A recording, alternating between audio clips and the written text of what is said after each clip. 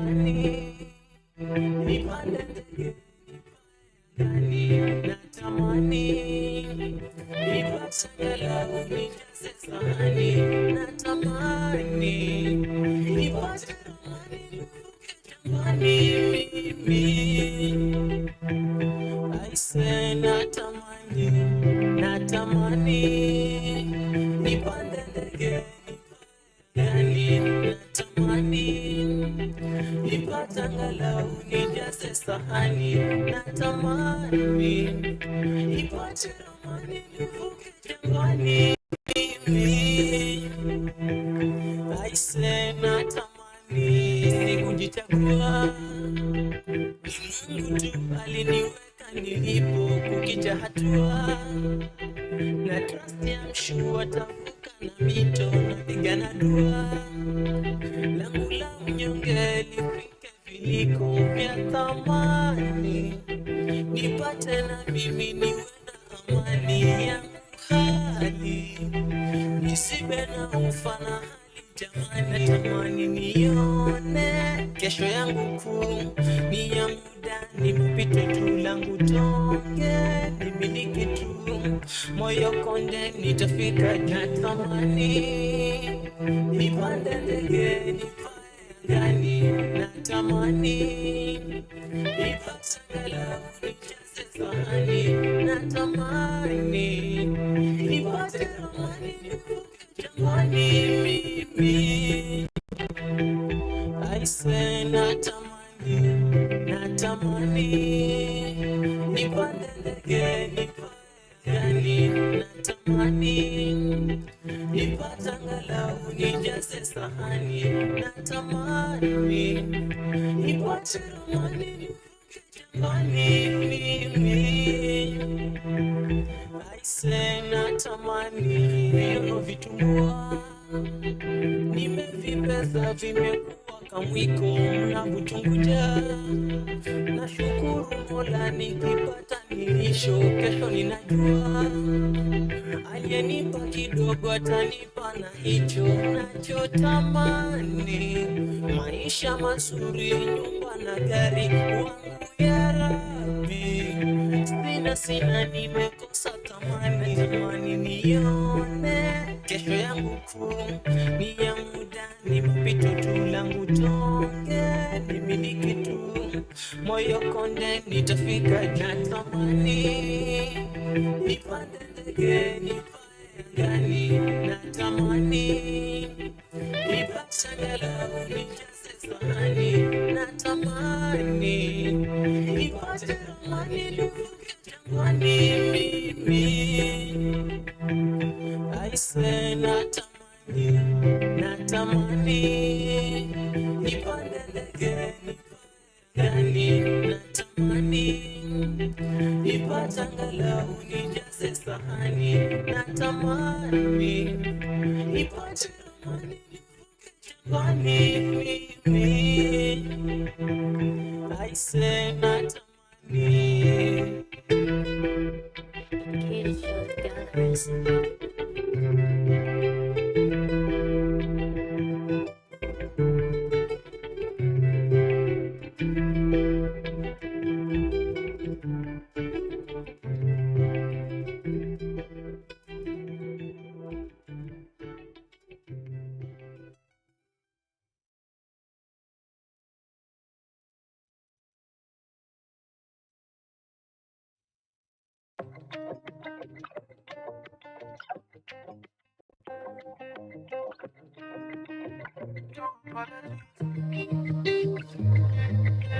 Feeling grateful for my life. Baby, don't have to lie. I'll be alright. No apologies. 2020 vision is never been so clear. Tough times teach lessons. Good times make memories. Thankful for my friends and my enemies. All the love, all the energy. For the journey we've never been so near. For the aura all over your body when you whine. For the money every time. For the fakes, for the snakes, for the science, for the nights, for the days when I'm feeling good, feeling grateful for my life. Maybe they don't have to like me. I'll be alright. Feeling great, feeling grateful for my life. Maybe they don't have to like me. I'll be alright. They won't keep me up at night. No regrets. It's not worth stressing. I've never been so sure. Sometimes I need healing, so sometimes I need peace and nothing else. And the one who knows me best. I miss you the most when I'm the loneliest. Grateful for my goals. I've never been so near. For the way her body hypnotized me when she whine.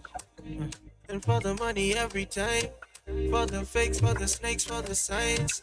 For the nights, for the days when I'm feeling good. Feeling grateful for my life. Maybe they don't have to like me. I'll be alright. They won't keep me up at night. Grateful, grateful, grateful, grateful, grateful, grateful. Feeling grateful for my life. Maybe they don't have to like me. I'll be alright. Feeling grateful for my life. Maybe they don't have to like me. I'll be alright. They won't keep me up at night.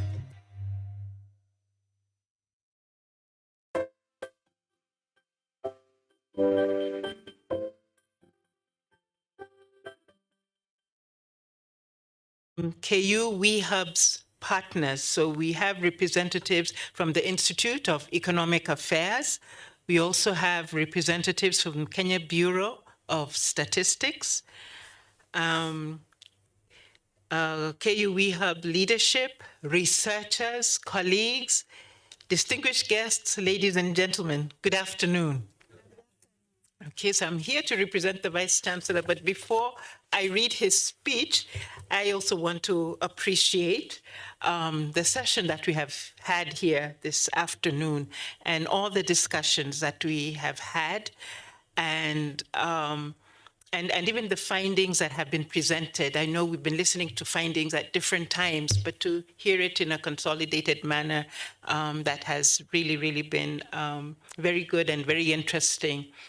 And just to also appreciate the work that has been done at the WeHub over the years. Really, for me, coming from the research division, I look at it that this project was more of an ideal situation of what research really ought to be. It had all the components of an ideal situation when you have all the funding that you have. In the sense that from the beginning, I remember there were sessions on sharpening the proposals and aligning it in such a way that not only will you do research, but it has to make impact in the community. And so it went through all those steps so that the research went from the proposal to actual implementation of projects to impact on the ground. There was capacity building, many sessions of capacity building in this project, which enhanced the skills of researchers.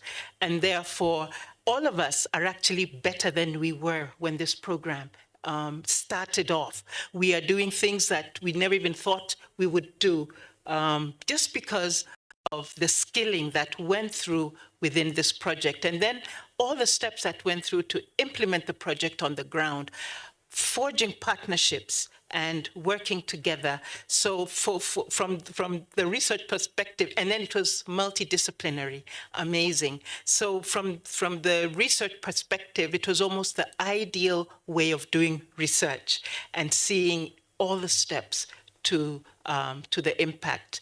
And really, that's what we would want to promote in the research division, more such projects working together from A to Z.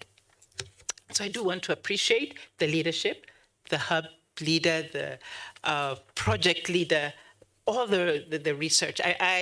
From where I sit, I also want to give my appreciation to all the researchers and the way this project has turned out, and thank all of you. I know there are very many members of the teams who are not present, but I would want them to know that we have appreciated all the work that has gone into this project. Of course, we recognize the role of the Gates Foundation, and just the way they have the way they have worked with us so that we can achieve all these objectives. It's been an excellent learning experience. And I think one of the things should be documenting the whole process to see how it has impacted the institution. That would be a very good learning point for the institution. So now I will go to read the Vice Chancellor's speech. It is a great honor and privilege to join you at this significant moment as we bring to a close the research project, Initiatives for What Works to Improve Women's Economic Empowerment in Kenya. On behalf of Kenyatta University, I warmly welcome all of you and express our deep appreciation for your commitment to advancing knowledge and practice on an issue that remains central to Kenya's social and economic progress. Allow me at the outset to extend profound gratitude to the Gates Foundation for funding this important initiative.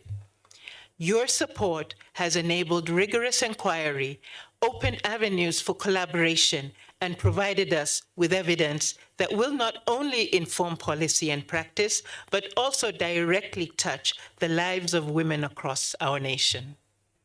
I sincerely appreciate the contribution of the project partners, the Tharaka Nithi County Government, the Institute of Economic Affairs, and the Kenya Bureau of Statistics.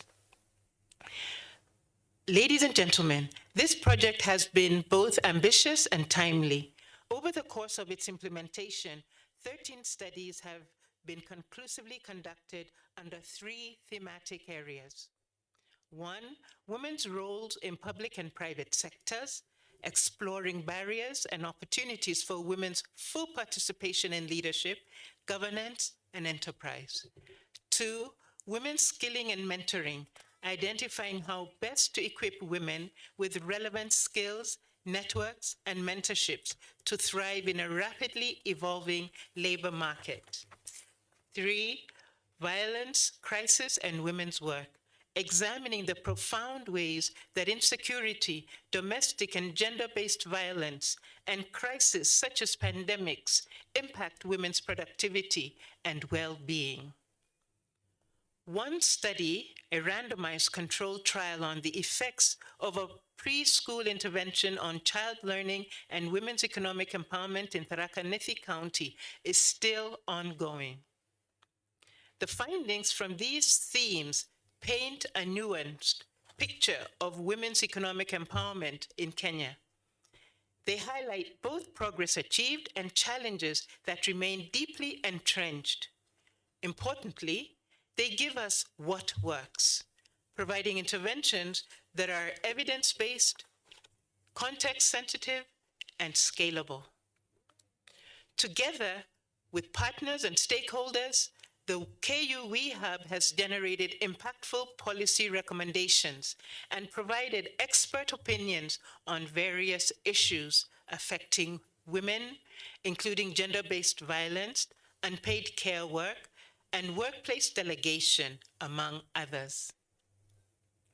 The project's findings have been useful, providing important gender perspectives in the development of policies in tourism, manufacturing, budgeting, and the public service in general. Policy dialogues led by the PUB have generated crucial insights into what works to enhance the empowerment of women and girls, not only in Kenya, but also the region and beyond. The project has been a capacity-building ground for researchers, students, and staff that oversaw its implementation. It has provided a springboard from which many researchers have launched their policy-driven research skills. In fact, the research work has contributed significantly to the career growth of many researchers, with some of them being promoted from lecturers to senior lecturers and even professors. Researchers have acquired skills on how to translate findings to policy briefs and other documents that communicate effectively to policymakers. Besides, the credible work of the researchers in this project has greatly enhanced Kenyatta University's position as a key research partner in Kenya, the region, and globally. Ladies and gentlemen, women's economic empowerment is not just a matter of equity. It is a catalyst for broader development. Studies worldwide, including those presented here, show that when women thrive economically, households become more resilient, children's education and health outcomes improve, and national economies grow stronger. As a university, we are proud to have played a central role in convening researchers, policy actors, and practitioners to not only interrogate women's empowerment issues, but also provide the gender data required for sustainable, effective policies and programs. This closeout is not the end, but rather a beginning. It is a launch pad for translating evidence into action. I therefore call on policymakers and civil society, the private sector, and international partners to take up these findings and embed them into programs that will tangibly transform the lives of women and girls. To our researchers, I commend your dedication and intellectual rigor. You have illuminated pathways that will not only serve Kenya, but also inspire comparative work in Africa and beyond. To our partners and stakeholders, thank you for walking with us, challenging us, and ensuring that the work remained anchored to the real needs of women and girls. I call on researchers to continue working on more grant proposals to ensure that further research is conducted, not just on women's empowerment, but on all other areas of our economy. In closing, I urge us all to remain steadfast.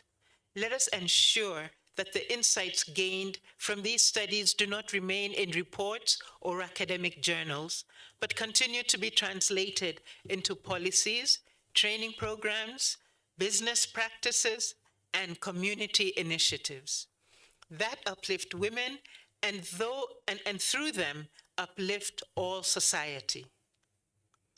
Kenyatta University remains committed to quality research and will be glad to partner in future studies, including the scaling up of studies in this project. Thank you very much.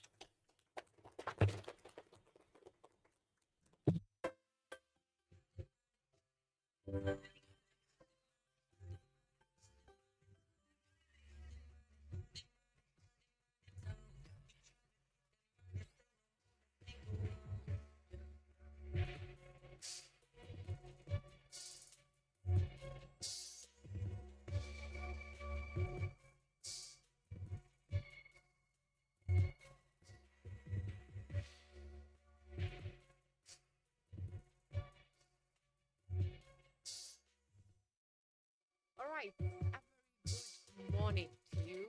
Thank you to where you viewing us from. Be it home, be it from your vehicle, going to work, be it in a matatu, on your phone, from wherever you're catching us from live here from Kenyatta University main campus.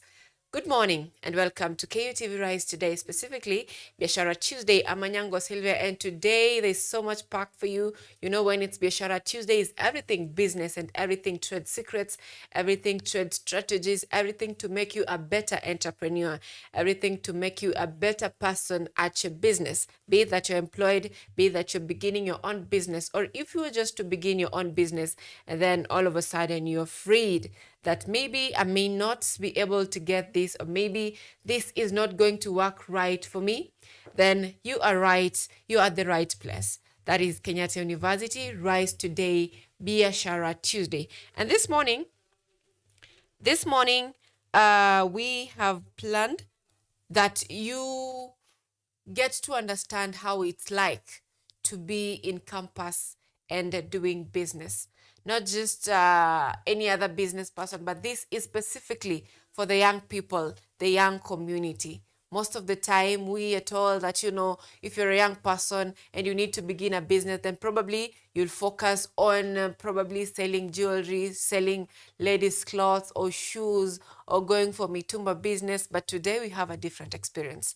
This is a young person with bakery, or someone who is making cakes that is from passion to earning from it. So that is a discussion that we'll be having this morning. So if you're planning to have anything related to baking, so today is a day where you get the trade secrets. But if you're planning to begin a business, or if you're in business and you're wondering how are other people managing business, if you're a parent, you have your daughter or son who wants to begin a business, or you're a mentor, this is a day where you get to hear from raw experiences from those who are doing business in campus, how they're managing their time, what the challenges they're facing, how they manage to stay in market with all the pressure.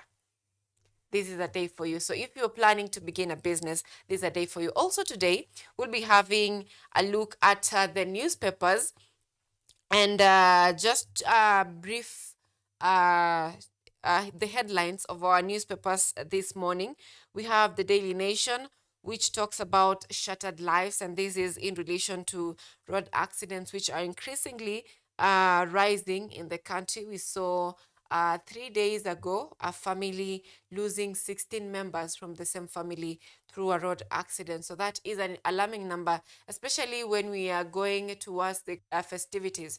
It's less than 90 days to Christmas if you're always a person who is counting. So as we're heading towards that period, the number of road accidents or people losing their lives on road accidents normally have a rise of it, but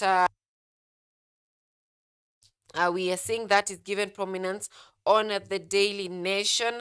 Definitely other stories given prominence as crackdown on school unrest. This is in relation to school fires or school strikes that have been ongoing in the country, and leading is definitely the Nandi region, where we had schools burnt. That is on the Daily Nation. And Education CS Julius Ogamba says that more strict measures should be taken for this. Normally, we see this happening in schools in the months of the second term towards the mock exams. But this is so unfortunate because it's towards the exam period. So their fate is yet to be known, really. Most of them will be sitting for the exams in different stations that is away from their schools. And if we take a look at the Standard, we have Obel Flood Genius, and this is a professional in the health sector, someone who is believed to have discovered a cure to HIV and AIDS. And the story is given prominence on the Standard. The Standard is staying away from matters politics on their front page. So still talking about, still on the Standard and the story of Obel, and this is in relation to HIV and AIDS. Yesterday, a report was released in Kenya. Kenya recorded 20,105 new HIV infections in 2024, 16% rise from previous year. And in this whole rise, the 20,000 cases that are more in the country, 64% of the cases are women. That is according to the research that is presented. New HIV infections recorded in 2024, and 3,335 new infections recorded. That is more, rising from 16,752 to 20,105. That is in 2024. The statistics, 2025 is not over yet, so we'll be getting that. But from the number, it's alarming because the children aged between 0 and 14 years, the number of cases is 4,349. These are probably children born with HIV infection in the country. And adults is at 18,321, children 2,688. Nairobi County is leading with the number of HIV infections. That is the total number of HIV infections. Nairobi County is leading with a total number of 151,916 Kenyans living with HIV. That's in Nairobi, followed by Homa Bay, Kisumu, Siaya, and Mombasa. The least affected county with 1,322 cases is Mandera County. So that number is alarming because right now in the country we have more than 1 million HIV patients in the country, and Obel was releasing probably a cure that brought him so much controversy. And according to Obel, if you go through the story on the Standard, it says that he faced controversy so much, he faced backlash, especially from the government and health fraternity. I keep telling you here that there's so much controversy theory related to the medical field. If you know, you know what when it comes to medicine and that sector, the pharmaceutical being a multi-billion investment, that is, and any person that comes up with probably a cure, it's going to be really a problem. And countries like India and China, they resorted to indigenous ways of treatment, and these pharmaceuticals are just an alternative. They are a go-to if the local medicine fail. And as Africa, we are shifting from our roots. This is where we were before, depending on traditional forms of medicine, the food we eat, the herbs. That is what we were depending on. But then Obel says that we were westernized so much that we forgot our roots. And just if we go to our roots, we'll probably be getting more cure from the diseases that we are facing as a country. Now, moving on to other newspapers this morning, we have the People Daily, which says, "Don't be fooled, politicians are pals behind the scenes." And this, if you are keen on politics in this country, you'll notice that a few days ago we had the Jubilee Delegates Conference, and we had that is Jubilee Party leader, that is Uhuru Kenyatta, saying that parties should not be fronted as parties from a certain region. And we saw Gachagua saying that some of these parties are fronted or are State House projects or are Kenya Kwanza projects. And yesterday, in a media station interview, we had Jeremiah Kioni also saying that Gachagua is a state project. So we are in a political dilemma right now, not knowing which party is indeed a political, which party is indeed sponsored, is a state-sponsored party.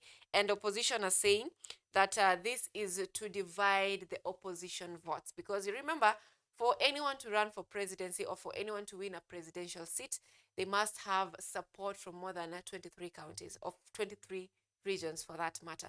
So they're saying that this is a way of getting the opposition to division. I don't know how true that is, but we are Kenyans, so we'll be here, right here, taking a look at it towards the election period. So is the opposition divided internally, or is it divided by the president? So far as we are concerned, the Nyanza region, the coastal region, the Rift Valley region, and part of the western region are controlled by the UDA and the ODM party, which apparently are in bed. But you know what Raila says, that we should cease from addressing political issues at this point. So taking a look at the Star, which is free on Tuesday, the Star has the biggest headline saying 24 counties, the weak link in Gachagua Kalonzo axis. This is still matters politics. The same way I've told you that for a presidential candidate to win, they must have support from at least 24 regions. And is this a weak link? Is Gachagua the weak link in this whole process? And we saw yesterday a number of leaders supporting Kalonzo's bid. So every one of them is wants to take the lead in this opposition. But are they divided, or is it that they just fail to disagree, or is it the president who is using divide and rule tactics? So we'll be asking my panelists this morning that question. So Taifa Leo, matters diplomacy, saying Besigye ashtaki Musalia na Murkomen. So this is in relation to you remember the story when Besigye was taken from the country and then arraigned in court in Uganda. So that is in relation to that. So he's still in court, in the courts, led by Senior Counsel Martha Karua. Not Interior Cabinet Secretary, that is the Cabinet Secretary for Foreign Affairs, Musalia Mudavadi, and Interior Cabinet Secretary Kipchumba Murkomen are sued for that matter in relation to messages taken from the country. And the Business Daily says families snap up 434 billion bonds amid record flows. So that is Matters Business. 65,000 jobs at stake as AGOA Pact expires today. If you know, you know. So on the Financial Standard, we have discreet over state rising surveillance, and they're saying that recent policy moves, including a proposed bill that would require internet firms to monitor clients' online habits, have sparked growing public dissent and raised concern. So that is on the Financial Standard. So those are the newspapers that we'll be talking about, or the headlines that we shall be looking at this morning right here on Biashara Tuesday on the segment Newspaper Review. Now, at this point, I want us to take a look at what is happening on the roads and, of course, the weather situation in different cities, different towns across the country.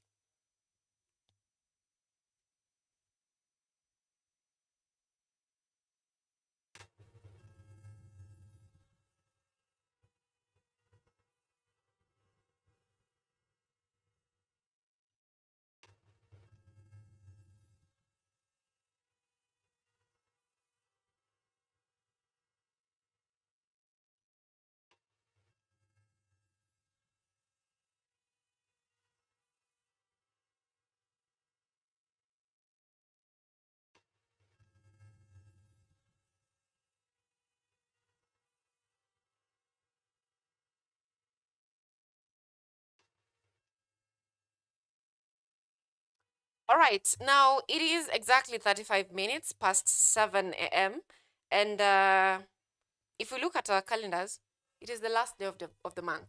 And the reason why I'm looking at that and relating to the end of the month is because most people are now affording fuel. So definitely we'll be having lots of snarl-ups in various parts of the country and tributaries leading to Nairobi Central Business District. Leo ni ile siku watu wameamua, so leo we are not taking matatus. We can fund fuel to work. And I am looking at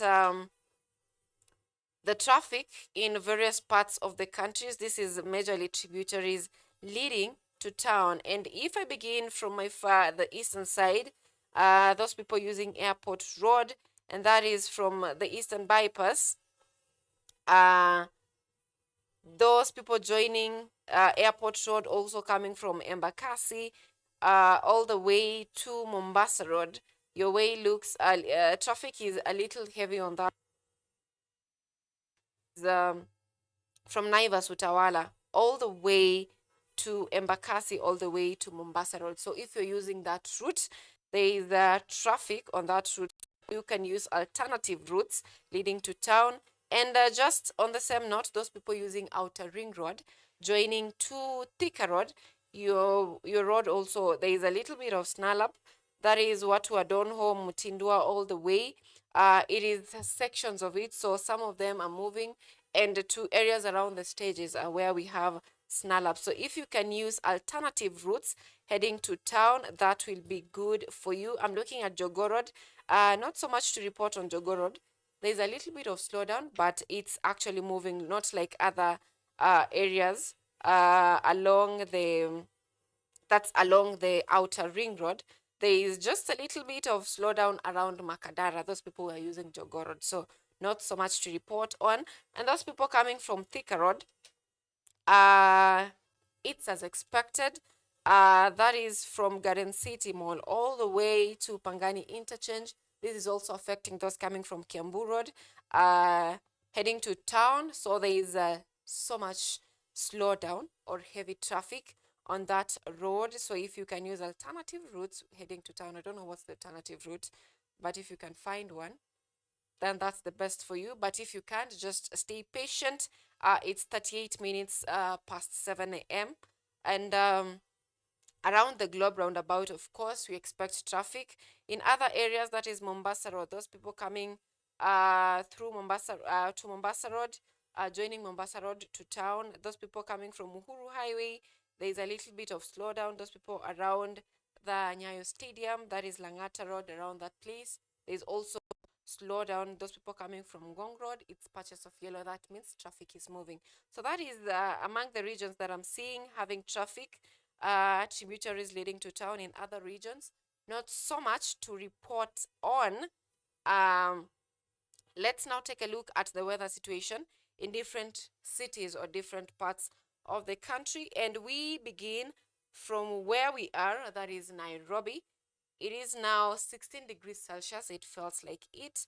Precipitation, 10% chances, and that means that around 1 to 3, 20% chances of rainfall, which may probably not happen. That is in Nairobi. In other cities, let's take a look at Mombasa. Right now, it's 23 degrees Celsius. It feels like 25 degrees Celsius. And no sign of precipitation apart from the 10% that is indicated. That means there is little chances of it raining in Mombasa. And taking a look at Eldoret, it is a cold day for Eldoret.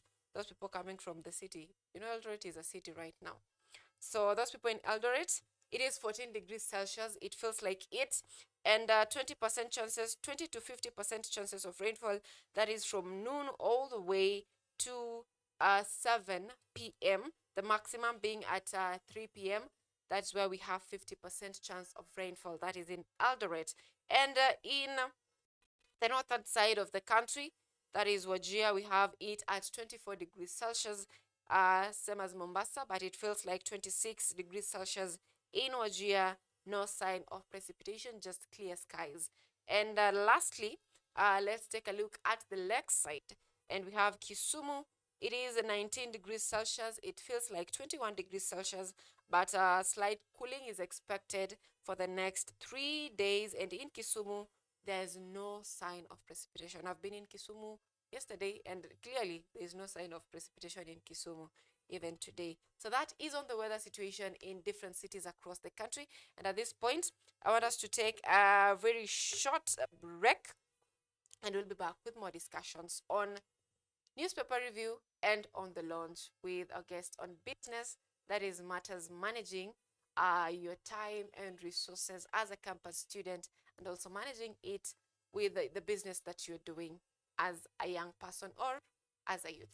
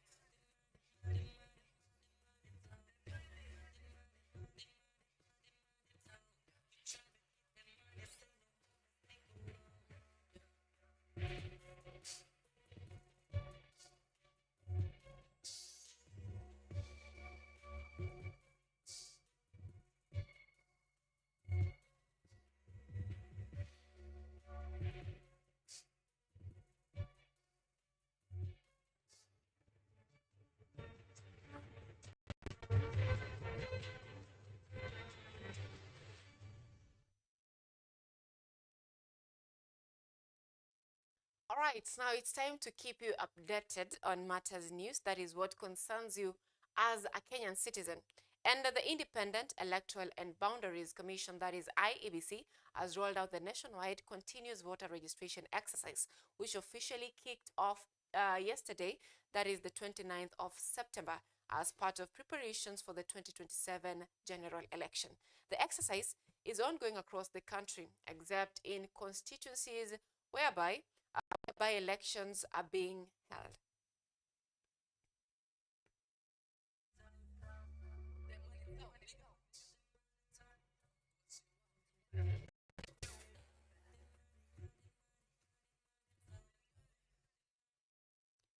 And if you're keen in the country, you'll notice that that was yesterday. Was it yesterday or the day before yesterday?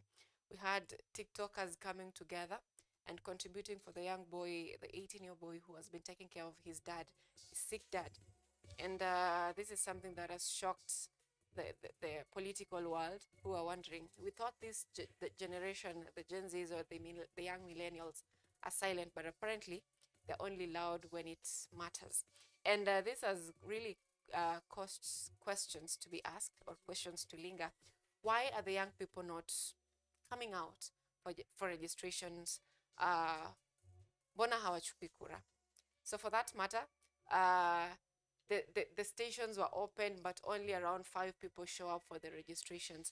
So just like they normally tell us that if we want to change our regime, you can either vote in your leader or vote out the leader you don't want. So it's just a call to the young people that in as much as we are saying we want change, let's also show up for registration or twende tuchukue kura when it's still early to sing. I know we always wait for the deadlines for when time is up, and then we want to go all of us in queue, but it's right time that we go and take the votes as early as now. Now, moving on, Deputy President Kithure Kindiki has announced that the government is implementing the most consequential health reforms through Taifa Care, which according to him, many nations have tried but later jettisoned.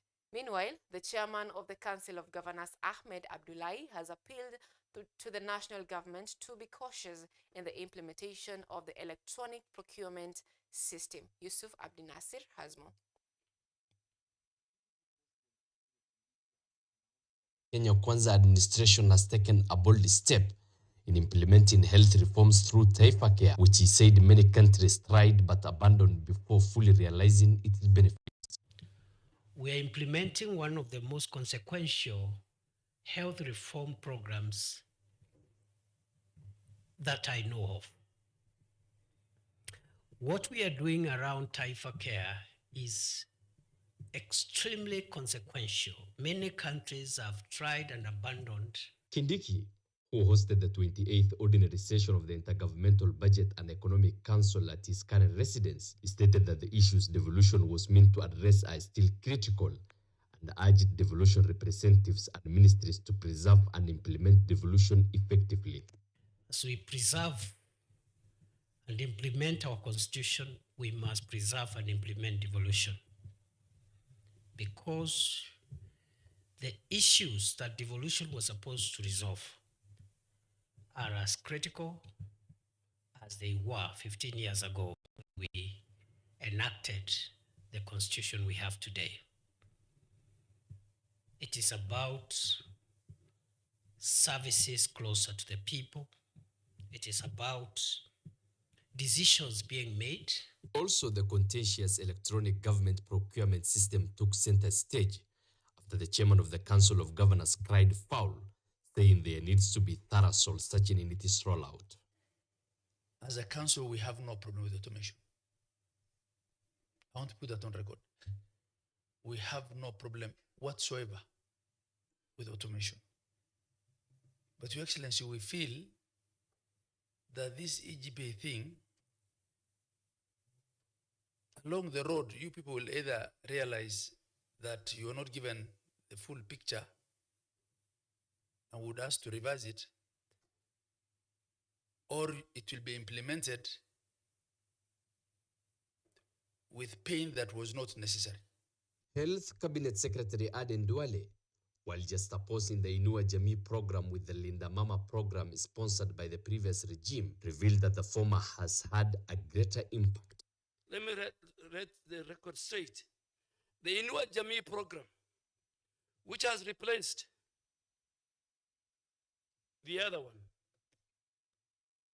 which everybody knows, supported 627,155 safe deliveries, including 41,000 for teenage mothers. The 28th ordinary session, marking the first meeting of this fiscal year, brought together ministers, governors, and representatives from various government agencies. Yusuf Abdinasir, KUTV, Nairobi. All right, now on the same note, dealing with the Council of Governors. You know, the Council of Governors now demands release of pending 36 billion Kenyan shillings.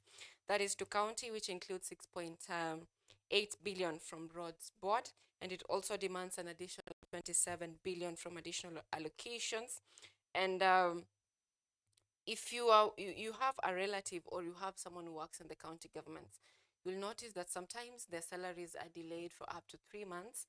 And this is amidst complaints that there are ghost workers and all that has been causing problems in the country. And why is it that the governors are also really opposing the e-procurement system? Is it that they don't want to let go of the county books that has, you know, employees, what they do and all that? So why are there so much mvutano between Council of Governors? Why do they oppose so much the e-procurement system? So that is a question that we shall be asking the panelists this morning. So you don't want to miss on that. Now moving on, the Council of Governors through its chairperson and Wajir Governor Ahmed Abdullahi has raised concerns that counties continue to face setbacks in implementing projects due to delays in disbursement of funds for the 2025-2026 financial year. The governors say the national government has yet released the full allocation. However, Deputy President Professor Kithure Kindiki, who met with the governors yesterday, assured them that nearly half of the funds have already been disbursed and the balance will follow.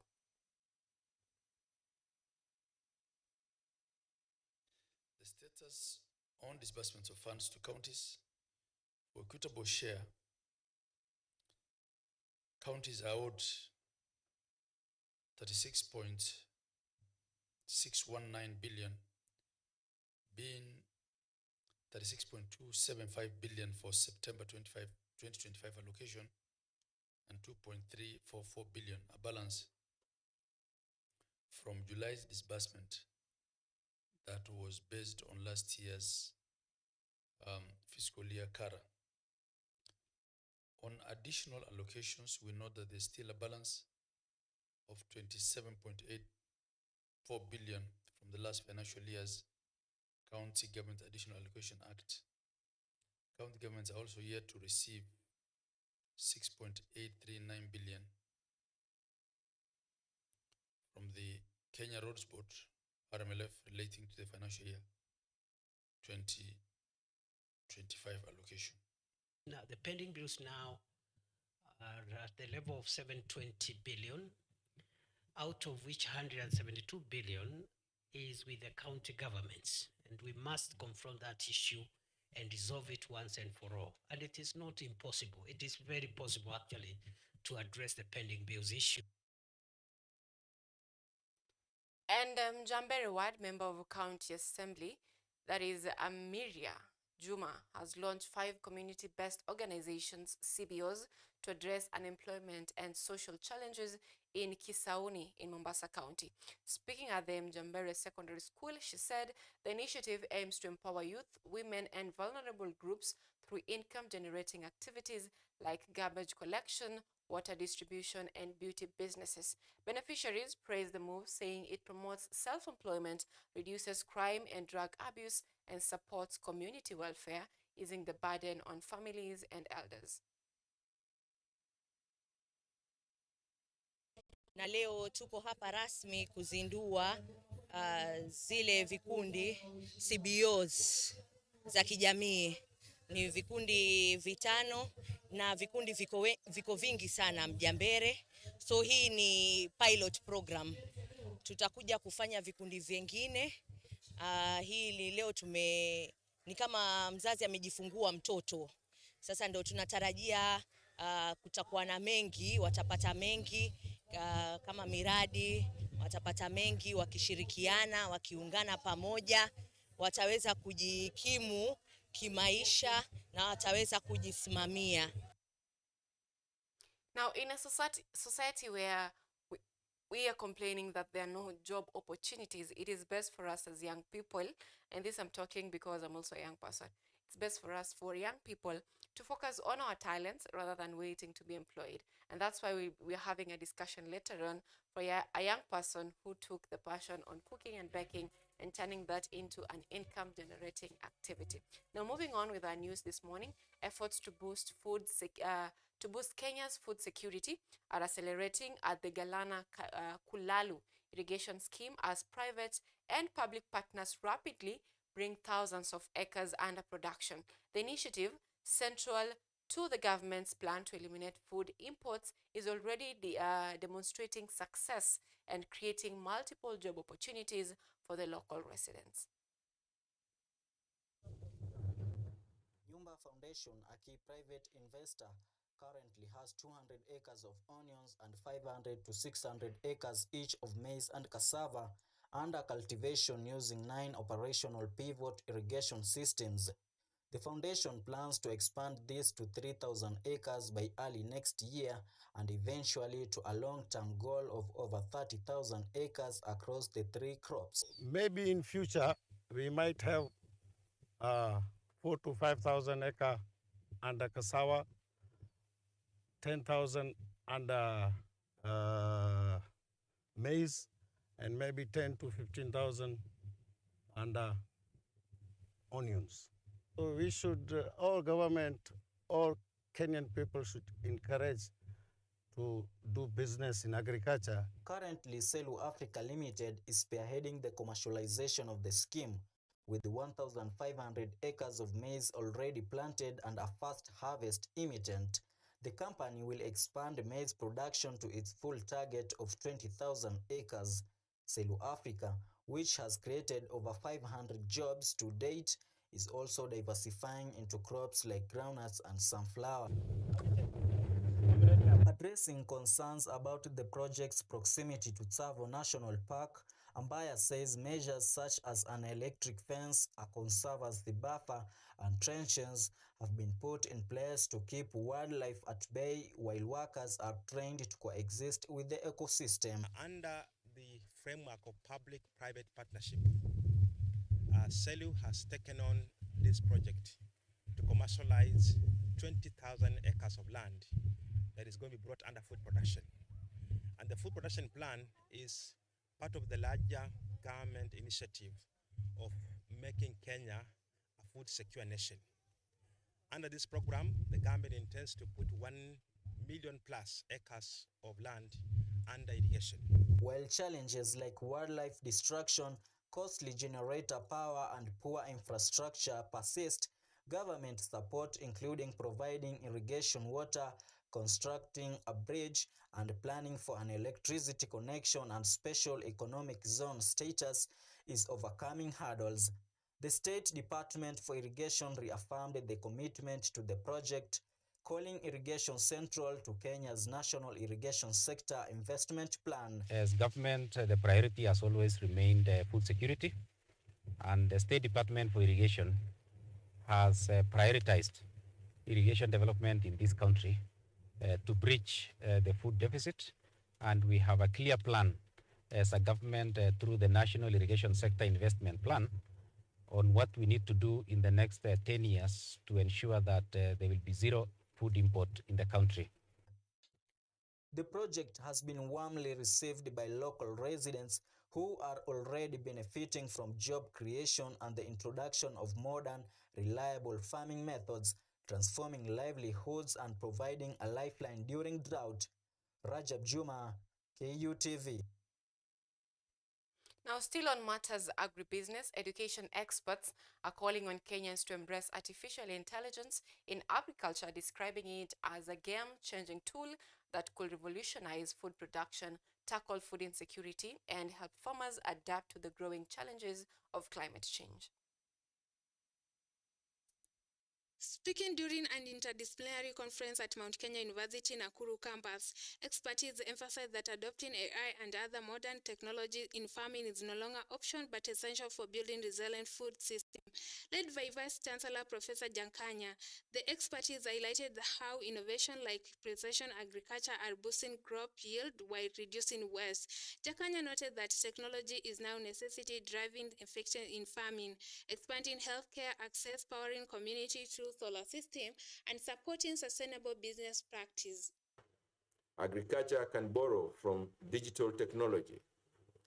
Health can integrate renewable energy innovation, and business can be redefined by sustainability-driven models. As the world grapples with climate change, food security, health crisis, and evolving business landscape, it is clear that sustainable practices and cutting-edge technologies must work hand in hand. The government, through the Ministry of Education, say it is committed to creating an enabling environment for researchers, innovation, and agriculture development.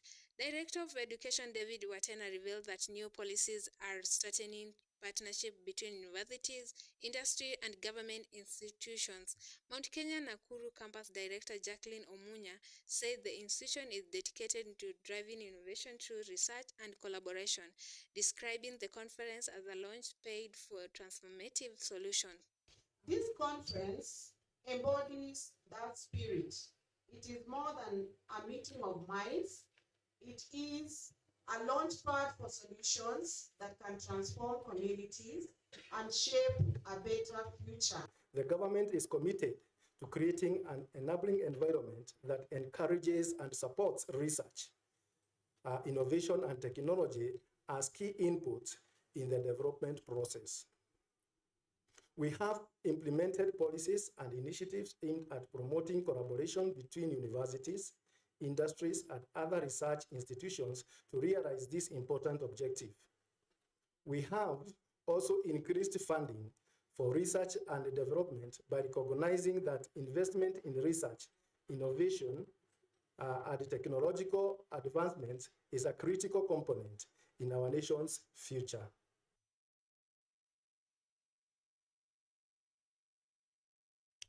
All right, now someone told me that agribusiness is the only field that cannot be replaced by artificial intelligence. And right now we are seeing that AI in agribusiness. So if you cannot embrace AI, that means AI can replace you. But then agribusiness is also considered the only business that can make you a millionaire in the fastest way possible.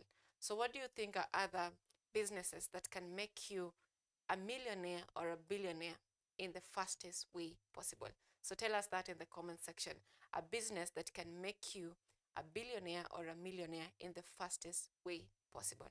That is, of course, apart from agribusiness and tech, of course.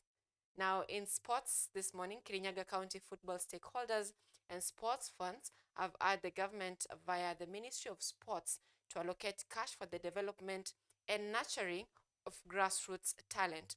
James Bundi Mugo, a local football organizer, claims the government has neglected sports, particularly in the area, and that greater attention should be paid to developing potentials in the villages. According to Bundi of the Njukiini Football Federation League, the majority of the teams are having financial difficulties as a result of insufficient assistance from the government and other sports partners. According to Bundi, Kenya has demonstrated the great deal of skill as evidenced by the national team's Harambee Stars' outstanding performance at Chan.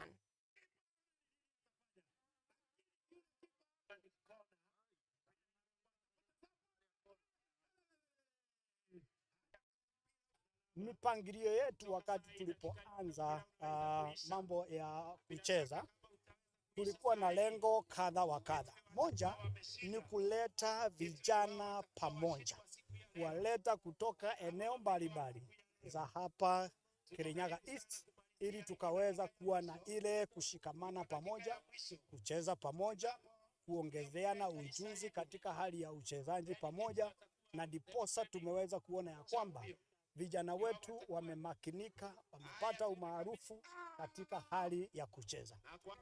Na nimeingia ka super sub na nikafunga bao 2 na moja ya rafiki yangu hapo Deno akafunga. Nimesema ni asante, nataka kubaiwa kiatu, jusina, mpira hatuna kwa uwanja. Bado uwanja wetu tunataka ikanyangwe juu ililimwa iliachwa vibaya. Walikuwa na haraka za kulima. Sisi tungetaka hivyo na jezi, mpira, kon kila kitu tumeweza kutafutia.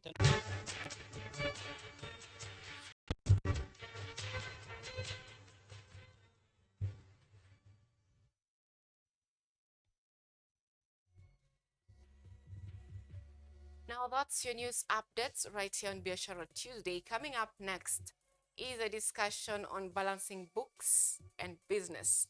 And we'll be joined by Mwende, who will be telling us about how she balances her books and business. So stay tuned for that discussion shortly after the break.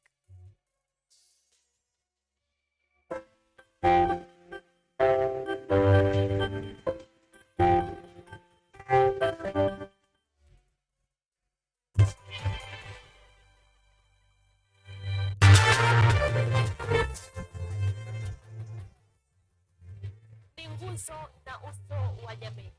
Kupanda shuka, ukawa tuzo, ukakamavu wake, ukatii na kumfanya mwenye bidii na machozi na makeke, akabaini jinsi ya kuwini.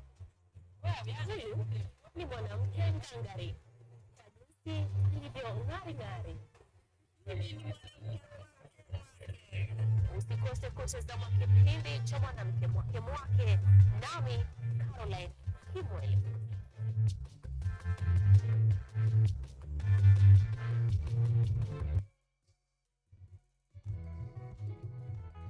Msimu mpya, uso mpya, nguvu mpya, bila shaka na ari mpya, lakini dhamira ni ile ile: kuboresha kilimo kwa maisha bora.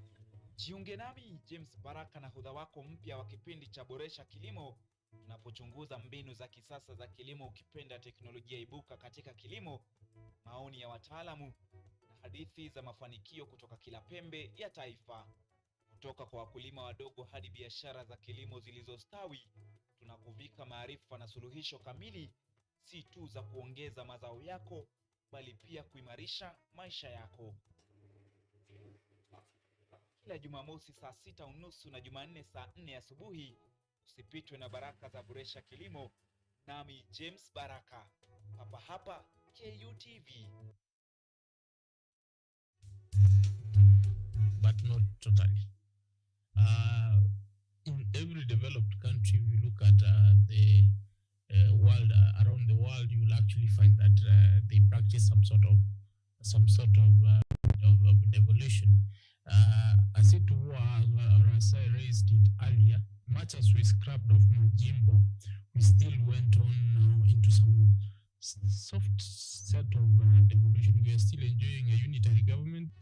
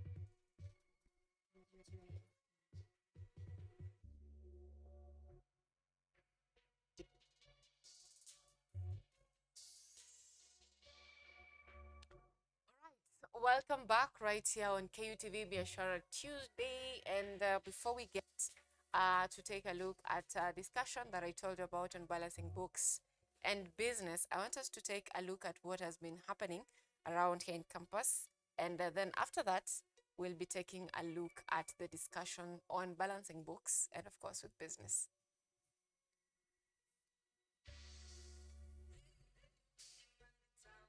Is facing Africa and turn our continent's immense potential into reality. So come in with an open mind, with an open heart, and ready to be filled and ready to fill others. I also want to thank our partners, truly.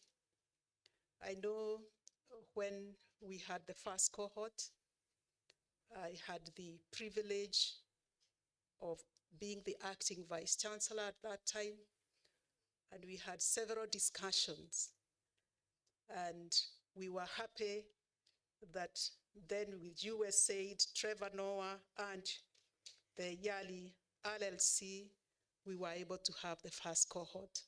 But after the exit of USAID, the conversations continued. And I'm so, so happy again that the second cohort is actually is right here today, and you'll be here for the next 28 days. And so I want to say regarding the partnership, we came together because, as Henry Ford puts it, coming together was just a beginning. Keeping together is going to be progress, and working together is going to determine our success. So I want to wish you all the very best as you embark on this training. And with those few remarks, it is now my single most pleasure and privilege to invite the Vice Chancellor, Professor Paul K. Wainaina, to come and address you.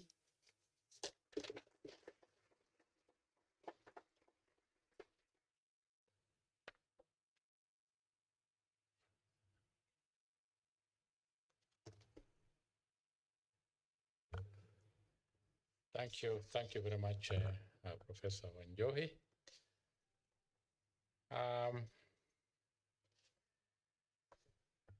First of all, before I say much, I want to take this opportunity again, particularly for the KU people. I have said I will never tire praising our choir. And I want to tell the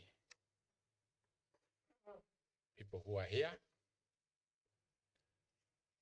coming from all the countries, we have a big choir team.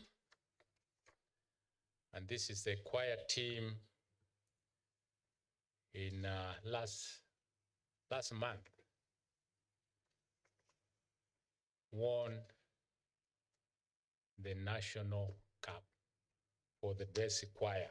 This was just part of it. So for you, you have seen just a few things that they are saying, they are doing, but it is part of a very, very, very, very good choir. And what is also important is that it is not just from the Department of Music. These are people who have talent from Kenyatta University. And Kenyatta University is a big university, the best we have currently in Kenya and East Africa. And this is where you are. And we are very privileged to have you as a part of this project. And now I want to recognize our guest speaker, Mr. Muzadile Musimangu, who is a Special Project and Partnership Manager, Trevor Noah Foundation. We also want to recognize Karen Wakori, Executive Director, Emerging Leaders Foundation, YARI RLC, East Africa Alumni Cohort 1, and a member of the Regional Leadership Center and Advisory Board. We also want to recognize Sianda Xava, Program Manager, Trevor Noah Foundation. Again, to recognize our Deputy Vice Chancellor, Professor Washeke Wanjohi. Then Professor George Kosmei, who is the Director, Regional Leadership Center, East Africa. And then we want to salute you, the Education Changemakers cohort, number 2, participants, facilitators, and staff, and all the other esteemed guests. I just want to say this. It is my pride, and I'm excited to have this cohort, which is about change. And here we are talking of change makers. But I want to qualify that change. I want to say that the change we expect from you is change that is positive. You know, you can have change that is negative. We assume it is change that is positive, and therefore I would like to ask that we all think about that change that is transformative change. And I think we are really privileged to have you here, because we know we are thirsting for change.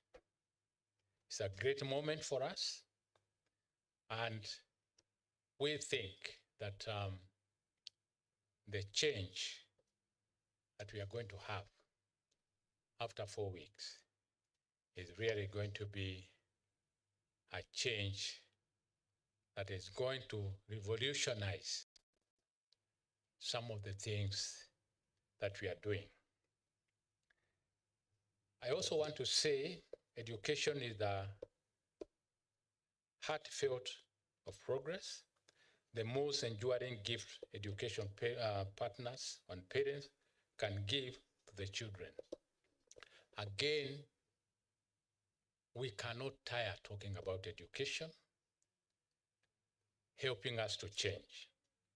Today, we stand at the threshold of a new chapter in our mission to empower young African leaders aged between 18 and 35 who are ready to reimagine education, transform schools, and uplift communities across East Africa and Central Africa.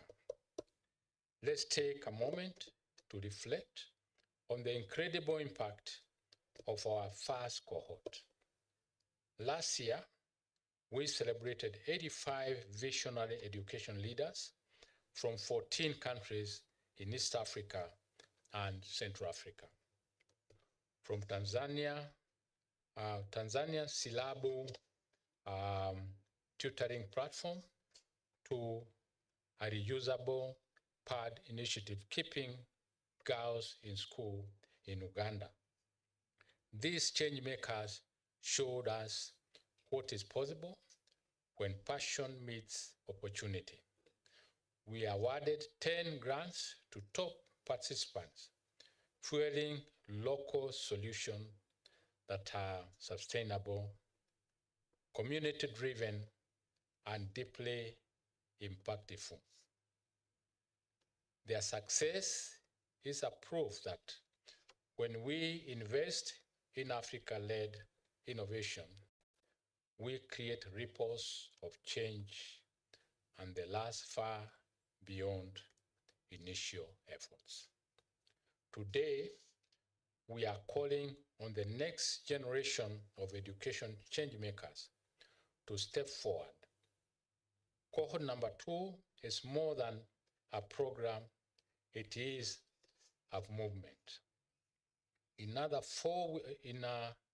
4 weeks of intensive leadership training here in Nairobi, you will gain fundamental skills, explore cutting-edge tools for education management, and engage in hands-on experiences like the site visits and live case studies. This is what we expect, and as we have heard, their expectation. And for us, this is some of our expectation.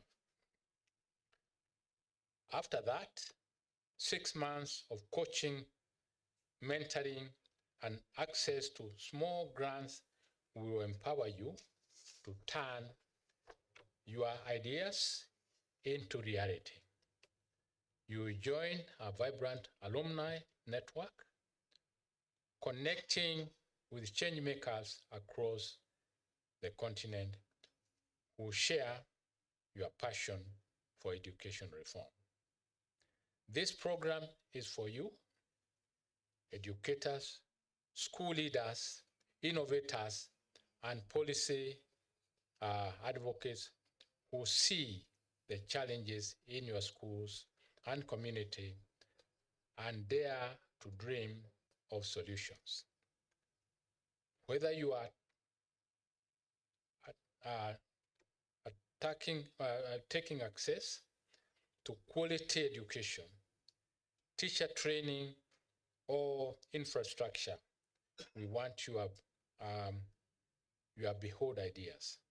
We especially encourage application from rural and economically disadvantaged leaders, those with disabilities, and other minority groups. Your voices are vital, and this program is designed to amplify them. Let me now turn to the Trevor Noah Foundation and thank them because they believe that education is the foundation of the resilience.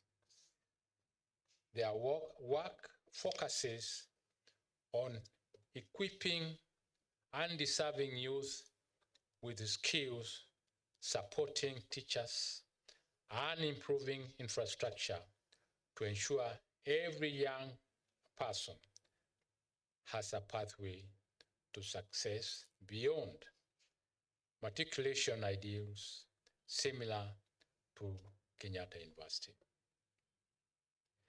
Cohort 2 of the Education Changemakers program is a cornerstone of that vision, a commitment to fostering solutions that are not just effective, but enduring. Before I close this, I think I just want again to say thank you very much, Trevor Noah Foundation. Most of the cohorts may not know what privilege we have for Trevor Noah Foundation accepting to partner with us. I know they participated in cohort number 1. We have been doing a lot for us to impact changes, but we had some setback where our partners were unable to continue. And I think it is important for the cohort to know that if it was not for Trevor Noah, we would not be in Nairobi. So thank you very much once again for coming to our aid. Let me close with a story from our first cohort. In Uganda, one changemaker launched a project to provide reusable sanitary pads, addressing a barrier that keeps too many girls out of the school. This simple yet powerful idea has transformed lives, keeping students in classrooms and dreams within reach. I'm giving this example because this is what we expect. There are some people who have not been privileged like you. And these are the kind of people that you are going to work with. And this is why you are here. That is having impact after what you have gone through. You have gone to school, and we are not saying that it is only having been here that you start thinking about transforming, giving positive transformation. This is just a catalyst for you. I know the way you have been selected. Obviously, you have been thinking about this. So we want to give you a chance to share what you have been thinking about, how to actually help your continent, if not the whole globe. So, to the young leaders out there, this is your moment. Bring your passion, your creativity, and your courage. Together, we can build an African where every child has the opportunity to learn, grow, and thrive. Let us make cohort number 2 a beacon of hope, an innovation for education across the continent. Thank you, and let us all get to work. Let us get to work. Thank you very much.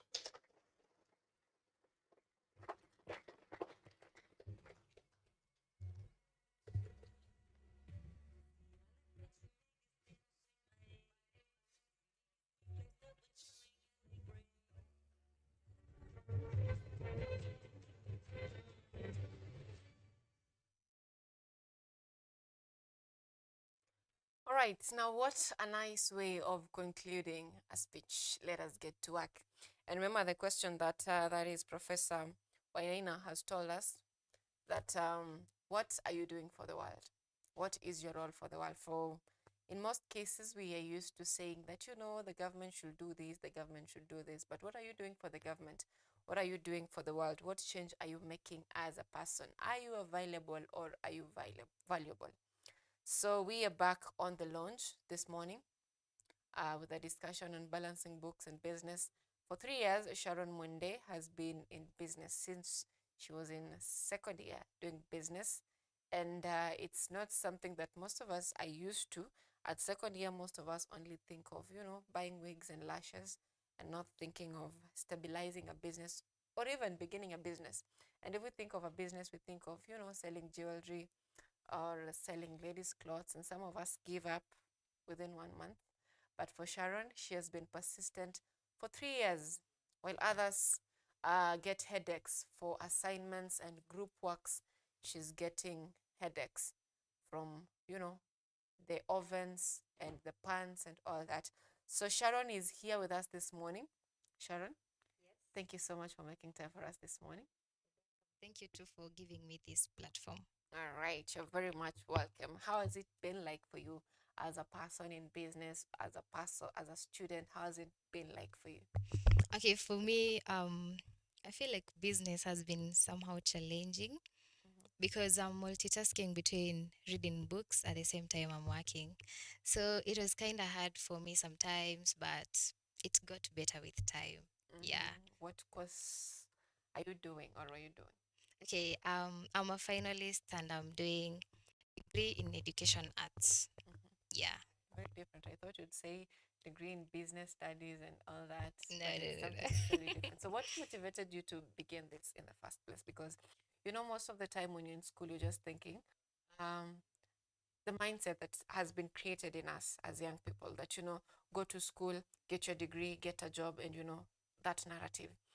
So for most of the people who get to business, probably they are the breadwinners of their home, their firstborns, or all that, or maybe they're suffering at home, or maybe someone has a child, and then they're like, you know what, my mom can't support me and support my child as well, so I need to get into business. So what was your motivation to get into business at a young age?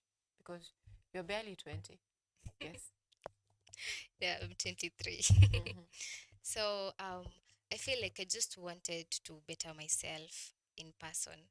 I just wanted to build a brand, be that kind of a CEO, get money from it. Yeah, to be honest, I can say that it's my background because I feel like my parents are not badly off. And at the same time, I don't have any child in the picture. So I just wanted to do it for myself, build my brand. Yeah.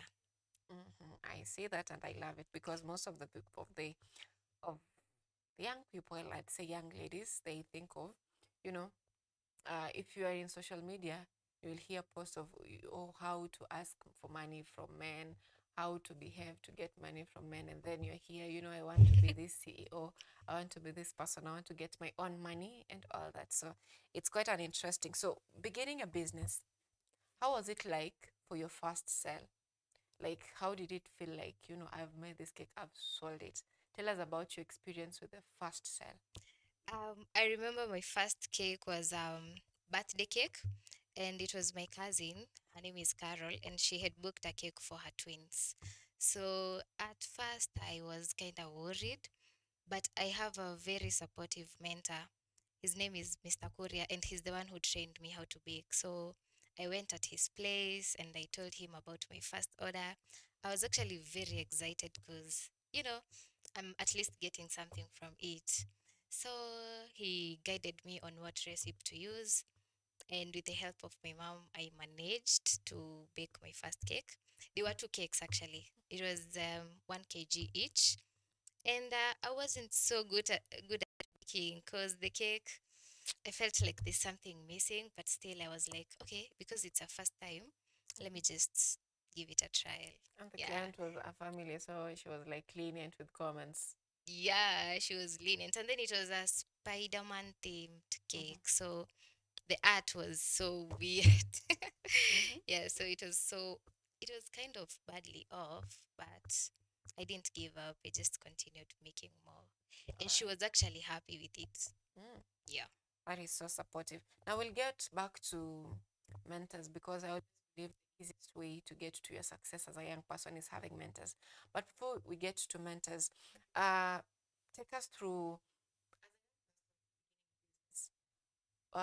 whether it's corporate world, whether it's you're selling something, you are selling a service or anything. As a young person, the first thing that we always face as a challenge, as a barrier, of course, apart from finances,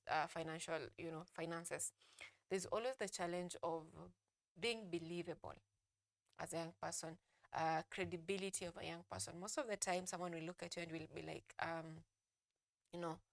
and in corporate, they'll be like, what's your experience? At that time, you don't have experience. So how did you deal with the challenge of people downplaying your talent or even overlooking your work as a young person who is just beginning business? I want you to talk probably to a young person who wants to begin a business, but then they're in that stage where most of the time when they're talking to clients, the clients don't believe them. So how did it work for you? What was your convincing method? Okay, I'd advise the young people out there that even if the order is so hard, not basically cakes, but with any other business, just go for it and you just believe in yourself. In as much as you won't provide the perfect services, you're going to learn more as you continue. About convincing people, that's the most challenging thing because yeah, they're going to ask for samples, they'll want more from you. And I've found that most people are perfectionists, especially in events. So they want something that is perfect. So for my case, I was just taking the orders and then now I get to my mentor, then he helps me out. That was the easiest way So possible. it was like you were learning on the job. Yeah, I was actually learning on the job. That's how I managed. At any point, did you feel ashamed of, the small beginnings? Because that's always our challenge as young people. Someone might tell you that, I want to begin a YouTube channel, but then I need this camera, I need these lights, I need this. So how was it like for you? Because when you're beginning, probably you don't have so many things. How did you deal with scarcity? Okay, for my case, it was so challenging at first, but you just use the ones that are there, the available materials. If you don't have let's say the machines, you can just use your hands to, whip the products. If it's about a YouTube channel, you can start small. You can start by maybe buying a small ring light, then you'll upgrade much later. If you don't have a good quality phone, you can try to adjust the lens. Yeah. You just work with what you have so that you can better it and get to more. Now let's get 3 years back. Okay. When you are beginning the business. I want you to tell us about your experiences with business. So how was it like for you balancing between classes and business? Okay. For me, I used to I used to attend to my classes, but then I'll bake at night. I'll take all those cake orders and maybe wake up very early at maybe 3. And the good thing about KU is that sometimes we normally have online classes, so it becomes much easier. You can screen record and then you listen to it much later on. Yeah, but I just woke up early or I sleep late. Yeah, that was it. They for say my that case. if you want to, get your blood pressure high, you don't need, heartbreaks and all that. You just need to begin a business. How did you manage this stress? Because as far as I understand, having a business is like having a 24-hour and then come to it later. When is this later? Because if you're having orders, people are having birthdays all the time.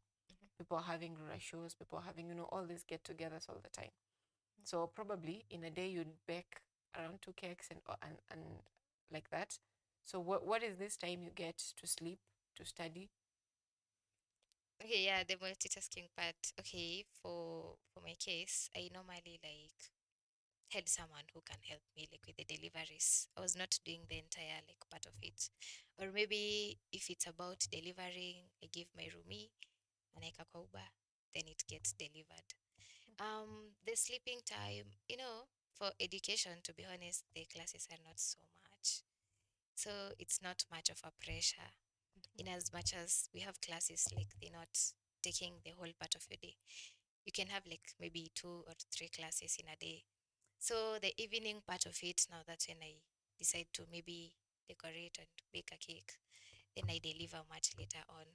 And then if I found that the orders were kind of inconveniencing my schedule, I'd not take them. Yeah, so I was taking the orders that I know that I'm going to manage within this period of time. So they normally say that there's prudence in saying no and respect for people who agree that, I want this money, but then I can't deliver. So it takes a lot of courage. Now, there's a little bit of, attachment issues with the business, especially if you're a sole proprietor. With sole proprietorship, you want to be the manager, you want to they start. there's always that pressure. Okay, it's my business. I'm the one who knows my business in and out. And this, most of the time, it limits scalability of a business. So how did you overcome this challenge of, I am everything, micromanagement, that is? Okay, actually, there's a time I tried to work with someone and it didn't work out for me because, the business that time wasn't giving much. So I don't have the extra to give someone else to help me. So I just had no option. You just have to be your own. You have to be on your own. But I can say that my friends have been supportive. So some of them were chipping in. Maybe they helped me to deliver cakes. Some can help me maybe to bake. Yeah, depends on the situations. What's your market like? What's your audience in terms of the people you sell to? Okay, my audience most of the times are students, mainly from Kenyatta University. But right now, I'm trying to expand more, like to go beyond, you know. Yeah, so I can say my target audience are students. And also, I majorly target on events like graduations, like when KU students are graduating, or rather JKUAT, UN, whichever institution. And from home, I also look at like the people from around, like if they have any events like the Rora shows, the wedding cakes, yeah, I can still like take orders from them. Yeah. Most of the times I have like social media, and that's when people see my work. Yeah.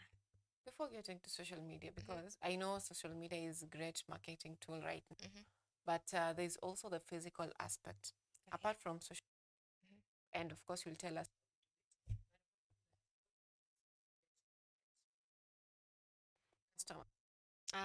I normally like tell people about what I do. I think I'm a very social person. Yeah, so I normally if you meet somewhere and we get to be friends, I'll tell you, you know what? My name is Papsi. I bake cakes, and in case you have any event, you can just reach out. And there's a time I normally used posters whereby I went on distributing. If I'm invited somewhere, like I just give them those papers, and that's how they get to know about my business. All right, that's very brilliant because they say that no business advertises itself. And most talk about Gen Z because they are really affected by this. You begin a business and then you expect it to be like a brand immediately. And then you probably won't talk about it. But if we look at the other generation, that's what they talk about. When in meetings, they will tell you, I do this, I do this. So by speaking to most of the people, they get to know your business. But that's something that is not so common for the young people. They think that when I post, I have 100 views, that translates to 100 sales. So how did you do marketing in social media? I first of all created a group by the name Paps Bakery KU branch, and then I shared the link to my friends and I told them to share to everyone. Yeah, and it actually worked for the first time. And then now I actually now started selling the small cakes, the snack cakes. I'll even give people to sample my cake so that in case it makes you happy, like you're going to make the next order from me.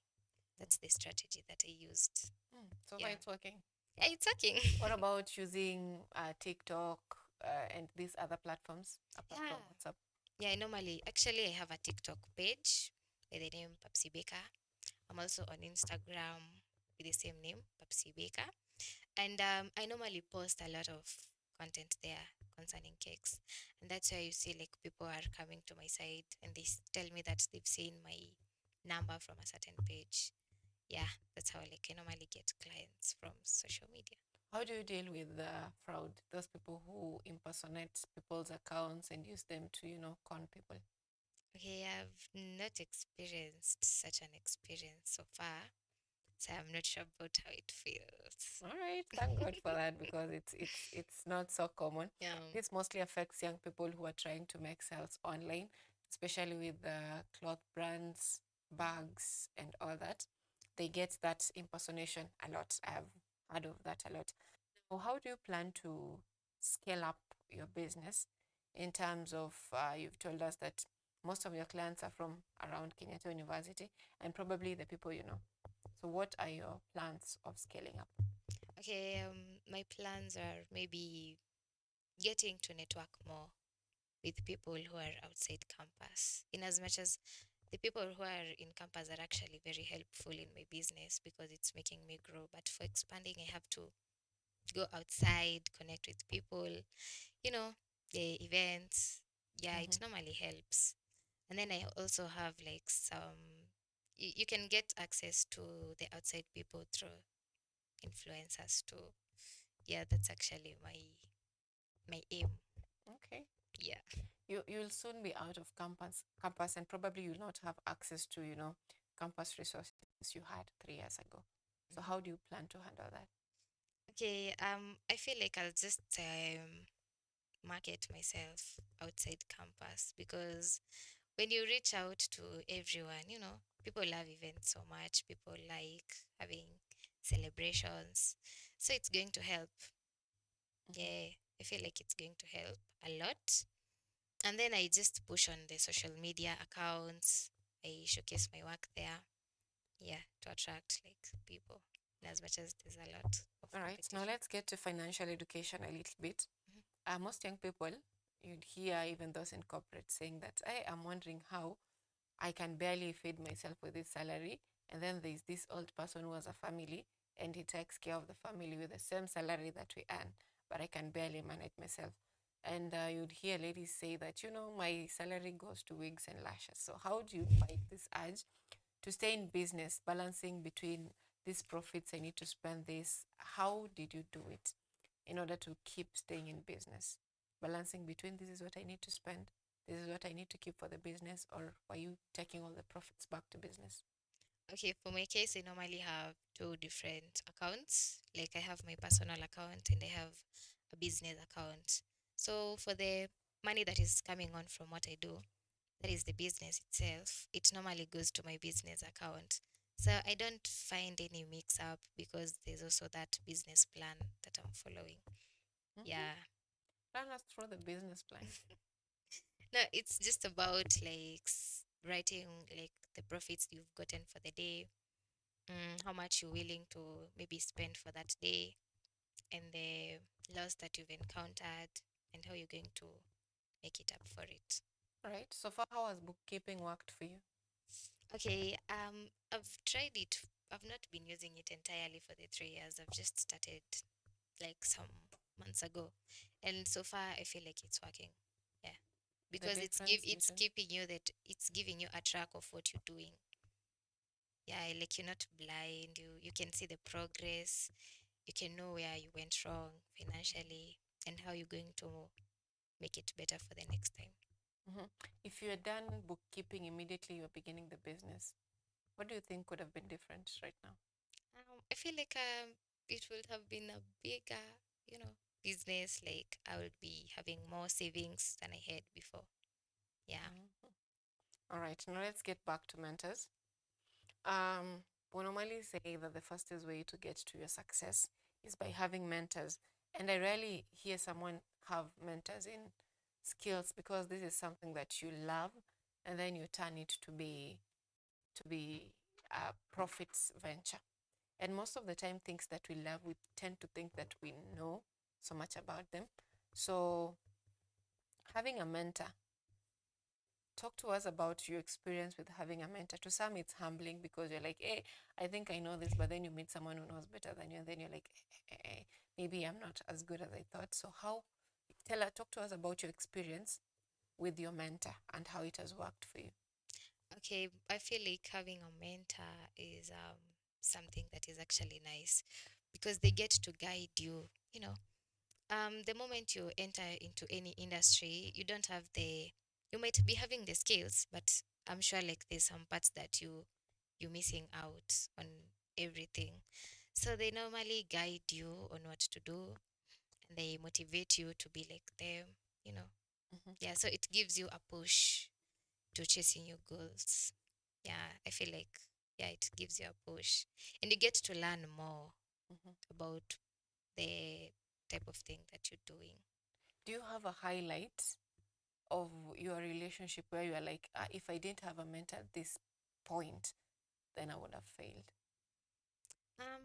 At some point, if I think so, because it's challenging at some bit, and you really need someone to come through for you. So they normally give you a push like for the first time, but it normally gets better with time, you know.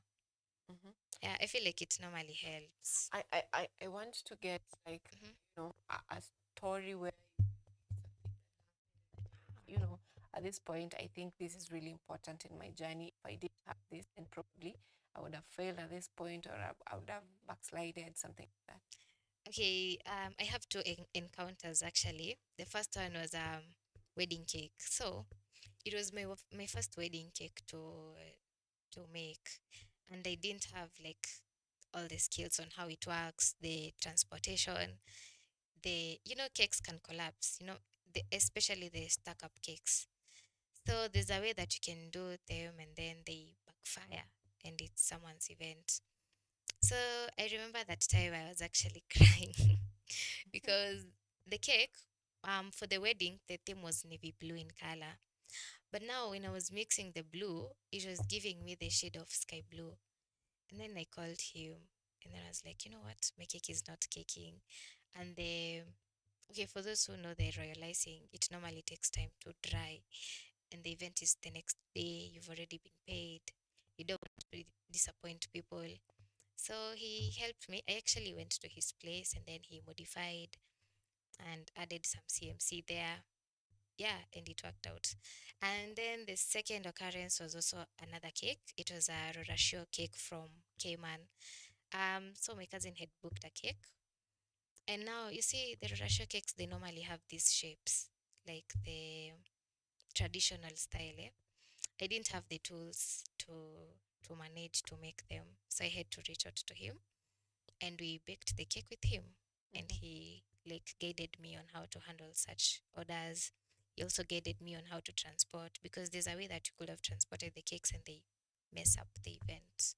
Yeah, so I feel like at some point it really helped me because I got to learn more. And I'm sure if I was alone, I'd have panicked or maybe I'd have cancelled the order because I didn't have the tools that time. Yeah. Most young people, when they're having their mentors, most of them, I'm not saying all of them, most of them are in a relationship of tech. And a healthy relationship is a give tech relationship. How is the form of your relationship with your mentor? In terms of, I am having problem with this, help me with this. I'm having problem with this, help me with this. Or maybe seeing your mentor as a god or something like that, where they can only pour into you, but you don't get an opportunity of pouring into them in terms of, I don't know, whatever. So how is your relationship like with your mentor? Because sometimes it gets exhausting. Okay, I feel like I go to him when I need help. And actually, he gets to reach out even if I don't have any problem. Like, he can just maybe check up on what I'm doing, or maybe he sees my post and he's like, "You've really improved on this and this." Yeah, so I don't find him like that type of a god that you must CG. No, like it just comes out naturally. Okay. Yeah. All right, that's very much in order. You've talked to us about your vision. So what is the biggest lesson that you've learned in business that you know that this is definitely not taught in schools? Okay, I feel like in business, okay, I've learned a lot of things, but the biggest lesson I've learned is that you just chase your dreams no matter how big they are. It doesn't have to be about people, because people are going to discourage you a lot. And they're going to pinpoint you, they point fingers, blah blah blah. Yeah, you just chase your dreams, even if it's so big, even if people don't believe in you, you just have to believe in yourself.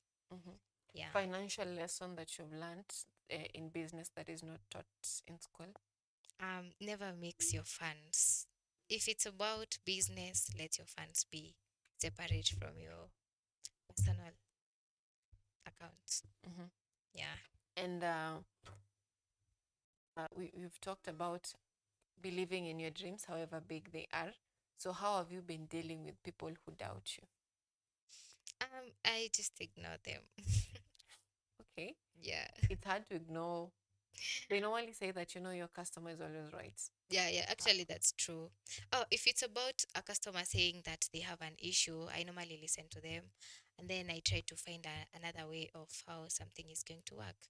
But for those who maybe discourage you, like without any genuine reasons, I mean, you just don't listen to them because obviously it affects someone. It's going to affect you for a while. But then you look at the positive thing of it. They said this and this, so you take it as a motivation instead of getting discouraged. All right. Now, as a young person in business, what's the worst mistake that you've ever done? Whether it's with customers, whether it's with your craft, that you think a young person who is beginning, like you'll mention the mistake, and then you'll tell us how can a young person who is beginning a business avoid such a mistake? Mixing friendships with business. Yeah, that can mess you up. Yeah, just if it's business, let it be business. At what point did that backfire for you? Okay, I can't say the entire thing, or rather the exact thing that happened, but I feel like when you mix friendship with business, it's going to go down in a way. And family with business also. Okay, family, now that one depends because some family members normally help you to grow your business. But for friendships, mtazoeana vibaya. Yeah, that's actually the term. All right. For your younger self, your first, the version of you in first year, if you were to begin this over again, what would you have done differently? I would have believed in myself more. Yeah, because at first when I was starting the business, I didn't have much faith. I was like doubting myself so much. And I would be like, hey, will I manage this order? And you see, I've seen like other bakers out there doing great things. So at some point, I didn't have so much faith in myself. Yeah, so if I got to the younger me, I'd believe in myself more. And probably you'll be doing much better than right now. So any last word to our viewers back at home who are watching you, or a young person who is probably afraid of beginning a business, or a young person who is in business and feel stuck and feel like giving up? Okay, for the viewers at home, if you want to start a business, just go for it. It's normally tough at first, but things normally get better with time. Yeah, and from people watching at home, I have very supportive friends, family members. I don't know if I'm allowed to mention. Sure. Yeah, so for the family members, my mom, Teresia, my dad, Patrick, my sister, Michelle. Yeah, I think they are my biggest fans in business. I have friends, and one of them is actually here. Okay. She's actually, she's at the backstage dance. She has been a very nice friend. We met Josie. Like, I have a lot of friends, by the way. Like, I won't mention all of them. I just mentioned her because she's here. And my schoolmates, Kenyatta University members, the groups. I market using a lot of groups. I feel like all of you people are my support system. And you supporting a dream. And I believe that it will come true one day. All right. From what I get is biashara haitaki aibu. You have to market yourself wherever and anytime, anywhere. You market yourself, and also the people you surround yourself with, whether it's positive energy or negative energy, fades into your business or eats your business. That is basically your experience with people around you. So any final words, or how people can reach you, or Okay, I have social media accounts for TikTok. The username is Papsi Baker. For Instagram, it's still the same, Papsi Baker. So those are the two. And for those who maybe would want to make orders, my number is 07 42 48 3001. That's my business number. Yeah. And I work from both Nairobi and Embu. So I take both orders. Both Nairobi and Embu. Yeah. If we had time, I would have asked you how easy or hard that is. But that brings us to the end of the discussion on balancing books and business. So if you're a young person who wants to begin a business in any field, just know that Mwende is telling us this morning that it's possible. Believe in your dreams. If you don't have support system, then you are your own support system, and also surround yourself with people who are positive or who feed your business, not feeding on your business. So that brings us to the end of this discussion. Thank you so much, Sharon, for making time for us this morning. Coming up next is a discussion on the newspapers, and that is the state of our nation, what is shaping our world of news, governance, health, education, and everything in between. That is coming up shortly after the break.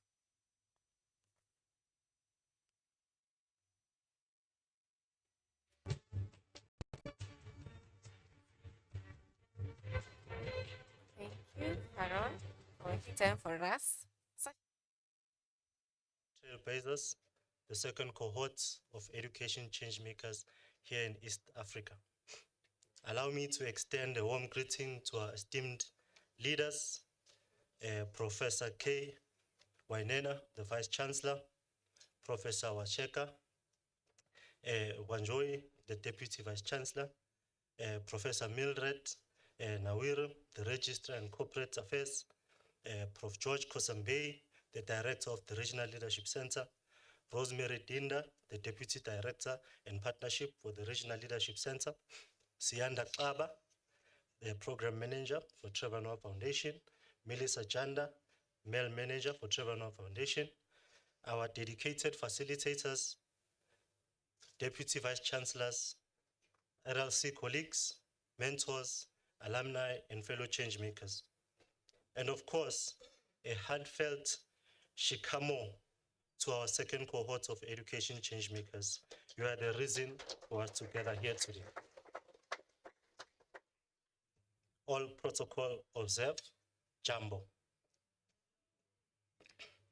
When I last visited this room, which was July last year, over 150 people were gathered here. By pure luck, I had a conversation with one of the Innovation Challenge winners, a young woman who had received the grant for her bold idea. She said something to me that stayed with me ever since.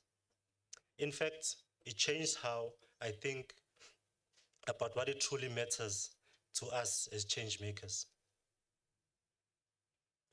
Do you want to know what she said?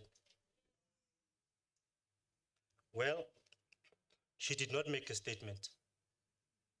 She asked the question. She said, Mzwandile, how did you get here?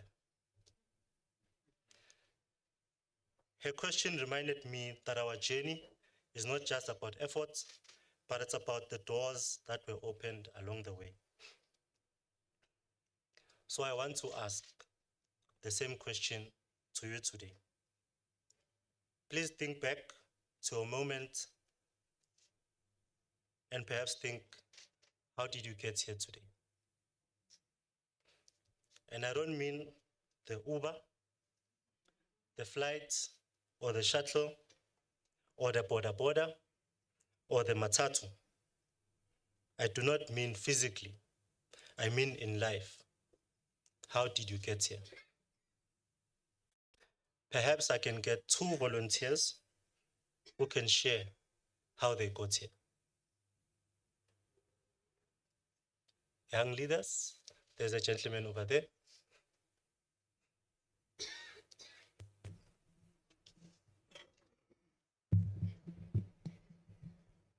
Thank you very much for giving me the floor. First, I would like to appreciate all the presentations and all the speeches that were made. And the question, how did I get here? It's a very long story if I need to relate everything. But I remember that I'm from a one-tone zone that is called our school department in my country. And I am an IDP, internally displaced person. I did not even believe that one day I will make it until here, travel from my country to another country. But thanks to education that are committed and devoted, thanks to my teachers, they have shared with me passion, and today I'm here. I think that it's created space, a community pulled together.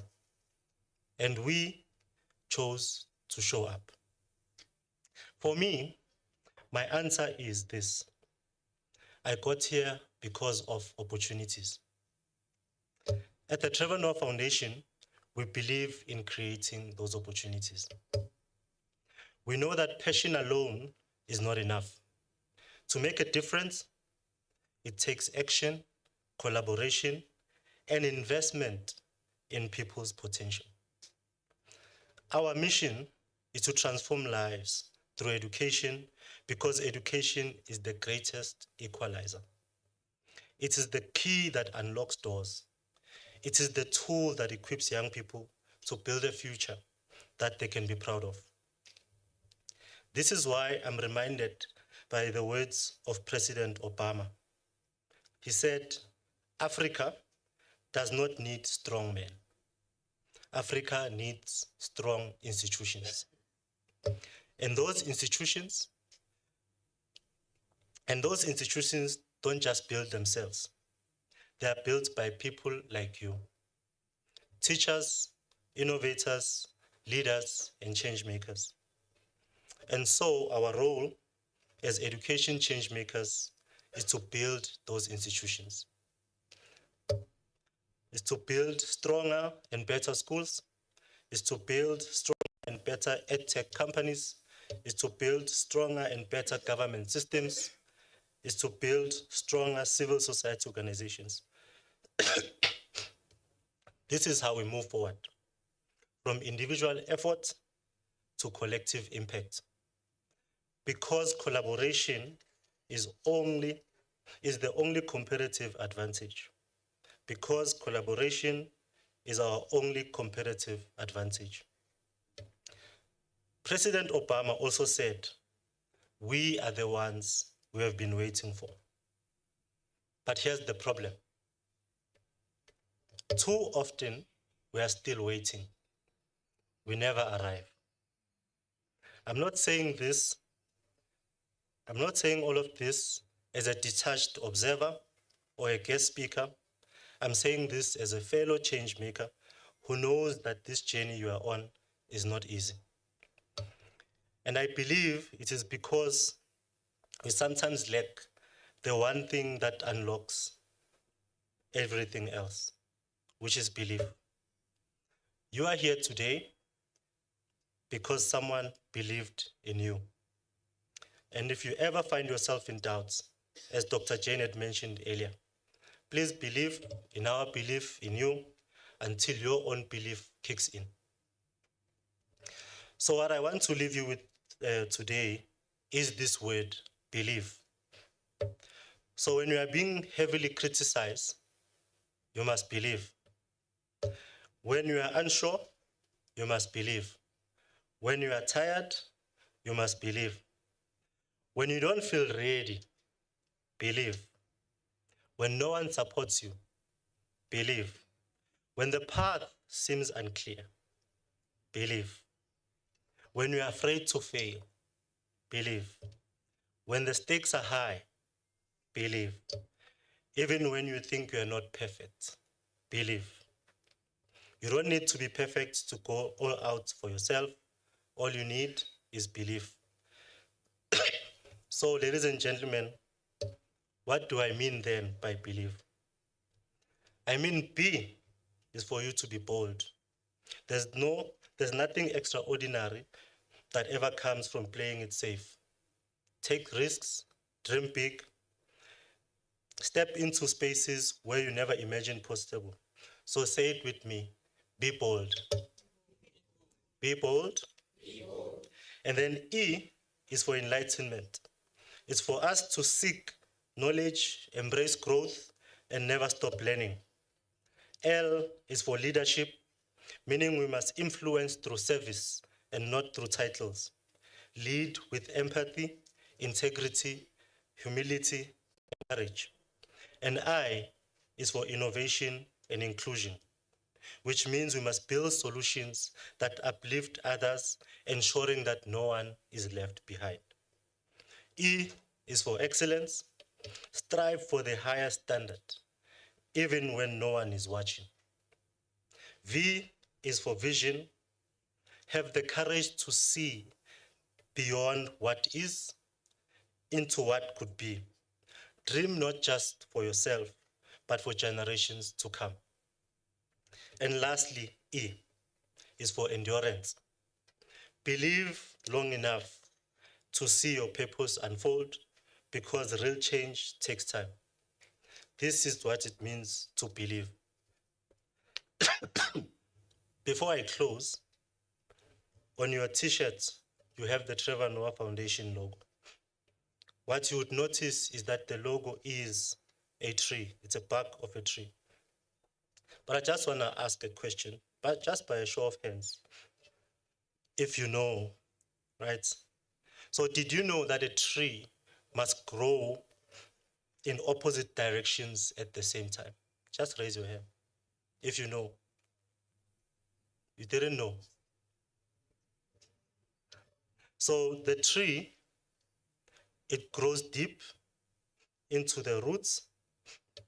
Its roots grow deep into the soil, while its branches stretch up towards the light.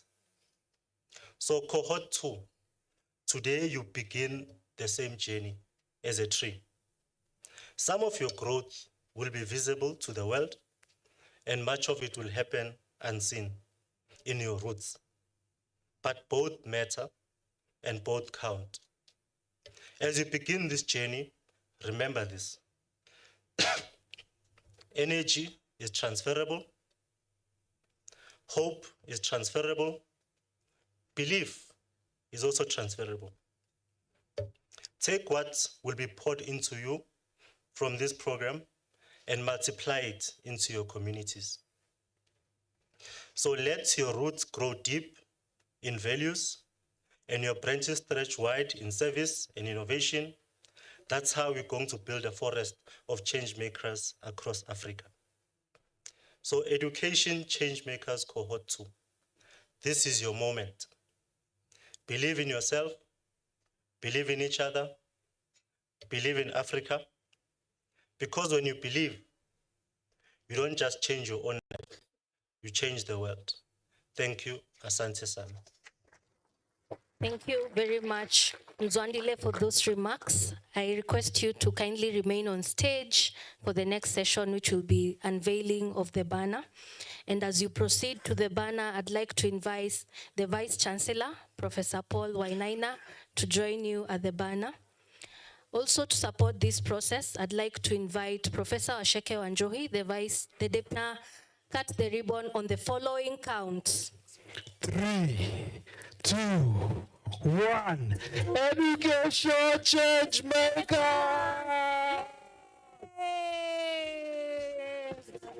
Education change maker. Education change maker. Education change makers. Amazing. I'll also request them to go ahead and unveil the banner. Amazing, amazing, amazing. The banner has been unveiled. We all can see it. We can see the Regional Leadership Center East Africa. We can see happy faces from Education Change Makers Cohort 1.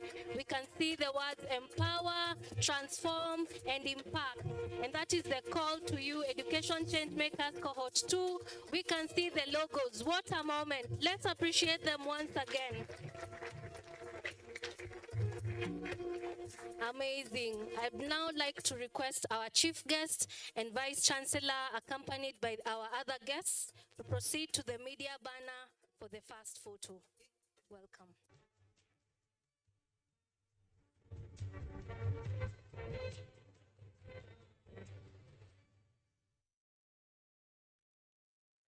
All right, that is a gathering that brought together the second cohort of education change makers. And what we normally say here is that no government is able to create enough jobs for its people. So as a person in education, what are you doing for your government? That is something that I told you we should be asking our panelists this morning. And allow me to begin with that note. But before that, allow the guest introduce myself. Let me begin from my immediate right. Asante sana and good morning. My name is Ojwang, mtoto wa Mariam, Senior Warrant Officer 1, Lieutenant Kanali. At the community level, they call me Mkenya, Akenya naye, lakini Ukenya wake usiukenye kenye, because I'm a communications expert, community leader, peace and sustainability advocate. I'm here to celebrate life that I've seen today on the newspapers, a life that the owner of that life went believing that his country has failed him. A genius who is described by the Standard as a brilliant, a flawed genius, but still the visions and the dreams of his mind are not helping his people here in Kenya, and he has left. So I'm grateful to join you on this newspaper review. Karibu sana. Asante. Noel? Okay, my name is Omar Karani Noel, a third-year student in Kenyatta University. I'm here to discuss daily news, newspaper for today, and welcome. You just reminded me that I was being a little bit insensitive, telling someone who's in school that no government is able to create enough jobs for you. I remember one time the impeached deputy president came to Kenyatta University during a university graduation, and he was trolled online because of saying that we don't have jobs. So you are the DP and you're telling us you don't have jobs. Yet we were told since we were kids that education is the key. All we have to do is to ensure we go to campus. Everyone wanted to go to campus. One, because you have beautiful ladies. Two, you will get a good job. And then the whole deputy president anasema hakuna job. But it's true. Once you go to campus, you are not supposed to think as an employee. In fact, today, kama watu wanataka kuingia campus, I would suggest kwanza wakae nyumbani. Waingie TVET. Hapo hivyo kwa TVET uangalie needs za community yenu. Kwa community yetu, shida ni gani yenye mimi naweza solve? And then apply kuingia campus. Huko campus sasa, somea the need yenye umeona kwenyu. How to solve that problem. Ukishamaliza ama by the time unasoma hapo hivyo, andikisha kampuni yako yenye na solve key need. By the time una graduate, rudi kwa hiyo community, set up biashara yako yenye unajua kuna sustainability. Si unamaliza and then tunakuona kwa news uko Kitengela na mkokoteni umejaza mitungi ya maji ukisema serikali haitupei kazi. No. Tufai kufanya hivyo. Right. Noel, how does this narrative of no government creates enough jobs for its people sit with you? Okay, for me, first of all, I'll start by saying that for a leader, you need to shape young minds. For example, the deputy presidents, the way he said that we don't have jobs in Kenya. Maybe at a different perspective, let me say there are jobs. So, as a campus student or as a university student, what you need to do is that you get that idea of coming up with maybe you want to start your own business or a job, or coming up with an idea that will help generate income, and you can be your own employer. So you can employ people using your idea. Let me say you have cryptocurrency. If you learn those stuffs, know more about them, then you can teach others so that they can benefit from you and earn money from them. So as a leader, you should not demoralize young minds that there is no jobs. Actually, you need to tell them that there are jobs so that they can be motivated to go to school and see what is there. As my friend has said here, when you go to university, firstly, you see a lot of things. You have ladies, the way he has said. You have to socialize with people. You get to learn new things, and that one will help. Yeah. All right.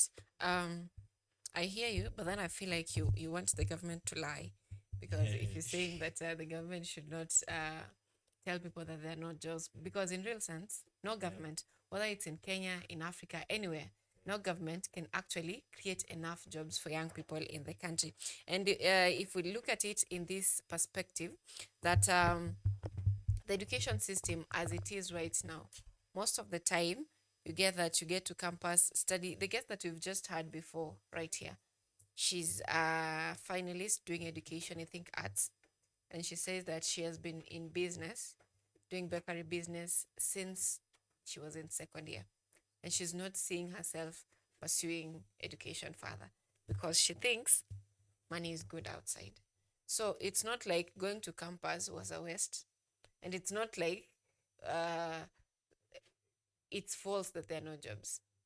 So what the government is doing is like telling you, you know, you're going to campus, yes, it's important.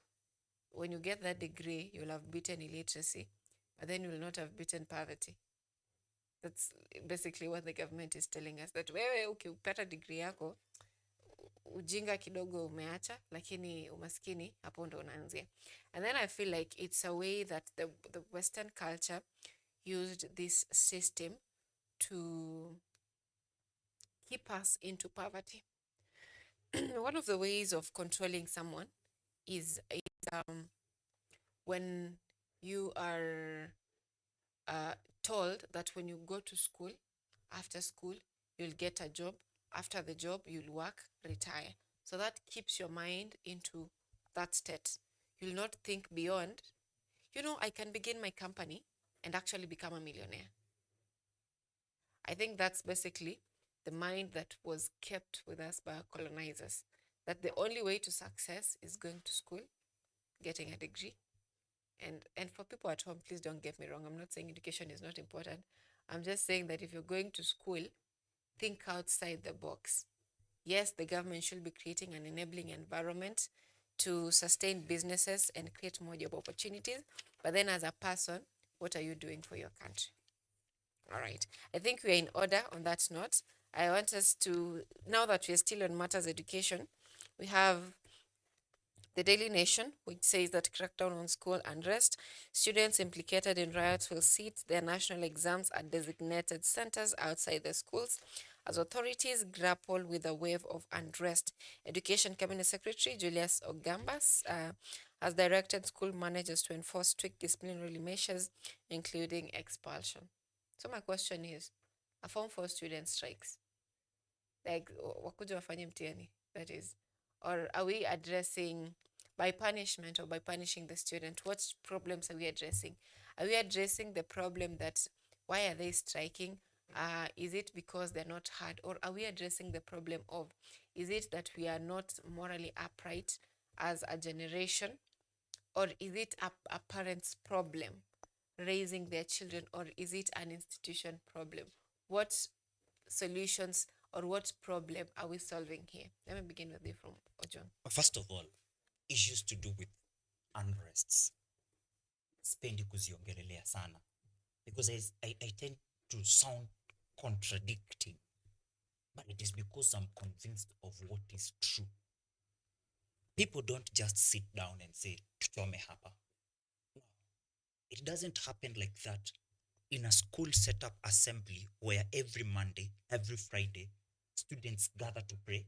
Every Sunday, all these schools in Kenya are based on some religious beliefs, either from Muslim, Christian, or the Hindu. So hawa watu hawezi kuwa kitu cha kwanza wamerogwa wote. People go on strike because they are seeking audience. And we condemn hawa watoto when they are seeking audience, but we don't condemn watu wazima. Yet hawa watoto ni kuona, they learn by seeing. Hivi ndivyo vitu zinafanyika, and then wakienda waandamane hapa wanasikizwa. They go to school. That is what they are doing, imitating. For example, right now on the Standard, wanaongea kuhusu university students are threatening to go on strike. To join who? Lecturers, dons, watu wako na akili. And then these high school students are people who are aspiring to go to universities. How will you then be able to tell them that protesting or going on strike is a bad thing? We are not supposed to condemn them. We are supposed to show them the right way to do it. In 2013, I was a Form 2 for the second time in Kirogoya Boys High School. I'm saying that because even in 2009, I was in Form 2 in another school. So in my second time of being in high school, I had lived the life that these guys are living. And I knew a thing or two about protests. Vitu kama kurusha mawe, they don't excite me. Vitu kama kukause chaos, they don't excite me. Because I know diplomatic ways of doing things. In this year 2013, Kerugoya Boys High School has gone on strike whole week. Usiku tulikuwa tunalala Kerugoya yote huko tukimbizana na polisi. Asubuhi tunakuja tunakula breakfast, na juu tumechoka tunashinda kama tumelala, walimu pia wamechoka. Jioni tunavunja hizo madirisha zingine tunaenda. Until I told them on a Friday, we are not supposed to do this anymore. Tunatesa watu. Because I was a student who is being sponsored by Equity Wings to Fly scholarship. They are demanding every time I have to take a good report in terms of academics. Lakini Kerugoya Boys High School, by then hatukuwa tunafunga shule. Hatukuwa hadi tunafanya exam. Ikienda kukaribia hivi, makandi wamechoma. Kwa nini? Entertainment imewekwa mchana na watu wanataka usiku. When is the right time to get entertained? In Alliance High School, these things happen to a point the students are so disciplined. Sunday, wao wenda nje. Endeni huko kwa market, enda church yenyu, tupatane hapa saa 8. And those kids do well in terms of discipline that translates even academically. Huko kwingine kwenye watoto hawasikizwi, huko ndo unasikia kuna strikes, huko ndo unasikia kuna vitu kama hizo, huko ndo unasikia the PTA ni kitu tu cha wazazi waende wakae na walimu wakule pesa, but not a parent teachers association. Because a parent teachers association means mimi kama mzazi nimesikiza mtoto wangu ameniambia shida ziko shule yenyu, nimekuja, every class inakuwa na representative. Hiyo siku ya clinic mnakaa chini mna address ni nini nafanya watoto wetu wasisome vizuri, ni nini nafanya wa strike. Lakini hii nyingine ya kusema peni huko nje, you condemn them, you want them waende wakalale lodging, wakujage kufanya exam. You think that's a bad thing for a high school student? No, anataka hivyo. Nimewaona in our ears watu walikuwa wanafukuzwa, wanaambia huwezi fanyia exam huko. So ulikuwa unaenda unalala nje, asubuhi unafanya exam. Uko nje ni nini huyo mtoto atakuwa akifanya? Atakuwa na access to gadgets, atakuwa na access to hizo vitu zote zenye watu wanasemaga zinasaidia watu kuiba mtihani. Tuna encourage indiscipline zaidi. What we are supposed to have is serious mentorship to high school students. What we are supposed to have is leaders of this country to do things they learned in school, so that hata hii education ipendeke. Tuacheni hadi kudanganya watu kuambia endeni kampo mkaajiriwe. Tell people, understand the needs zenye ziko kwenyu. Squeeze we have SDGs. Ziko 16, ziko 17, na ya 16 ni peace, sustainable nini na social justice. Hizi SDGs ni mashida. Wacha hizi zipeleke watu uni. And then ukishajua need yako na niche yako, unaenda unafungua kampuni, unaajiri watu wengine wote. Ukipunguza huo uongo from high school, huyu mtoi hata dharau masomo. Saizi watoi wanadharau masomo. I've seen a generation of Gen Zs like my sister who is a talented dancer. Wakisema, mimi ni dancer, naenda shule kudu. Mimi ni TikToker. Unajua siku hizi kuwa TikToker ni career. Mimi ni TikToker, naenda shule kudu. It's because we are doing it the wrong way. Let's listen to these high school students. Let's listen to their grievances. Let us let them be children and responsible children. Ndio, kama wako na play, wewe kama head of state ama bibi yako, kwa nini uende ukapigane na hao watu eti play yao isiendelee? Na unajua ni watu hiyo wataweka vitu kwa roho, and then you start seeing kids on camera saying, iko wapi kamera ya rais, iko wapi kamera ya rais, 2027 ni sisi na wewe, it's personal. Utasema huyo mtoi ni mtundu, na ni kumsikiza hukumsikiza tu. Give an ear and everything will be well. All right, now Noel, from where you sit, I would like for you to give us your sentiment on what problem should we be solving as a country when it comes to unrest, whether it's in campus, because you're in school right now, and I understand that there are plans for university students to follow the suit of their dons. Yes. What problem should be solved to curb this unrest issue in the country? Okay, number one, I will answer this question in two different perspectives. How to solve this problem.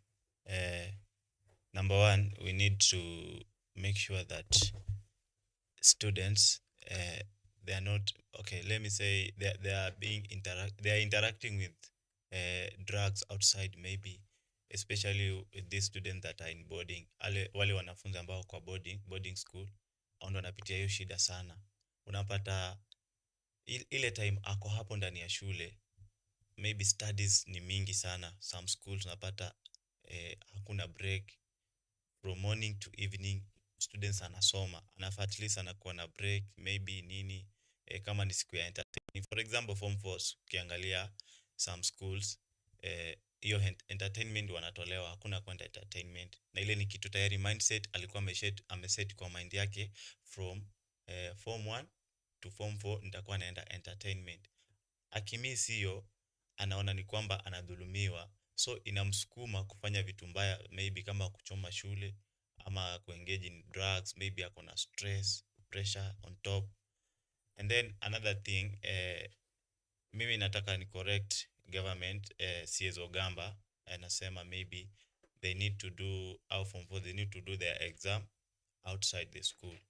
That one is not correct because they are all students, yeah.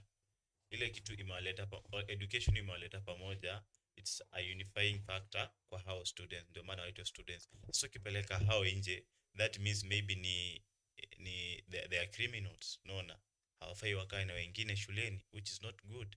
They need to come, au wanafaa waongeleshwe. Mwanafunzi ni mtu, ukimuongelesha, there are different ways you can talk to them whereby they can interact with teachers.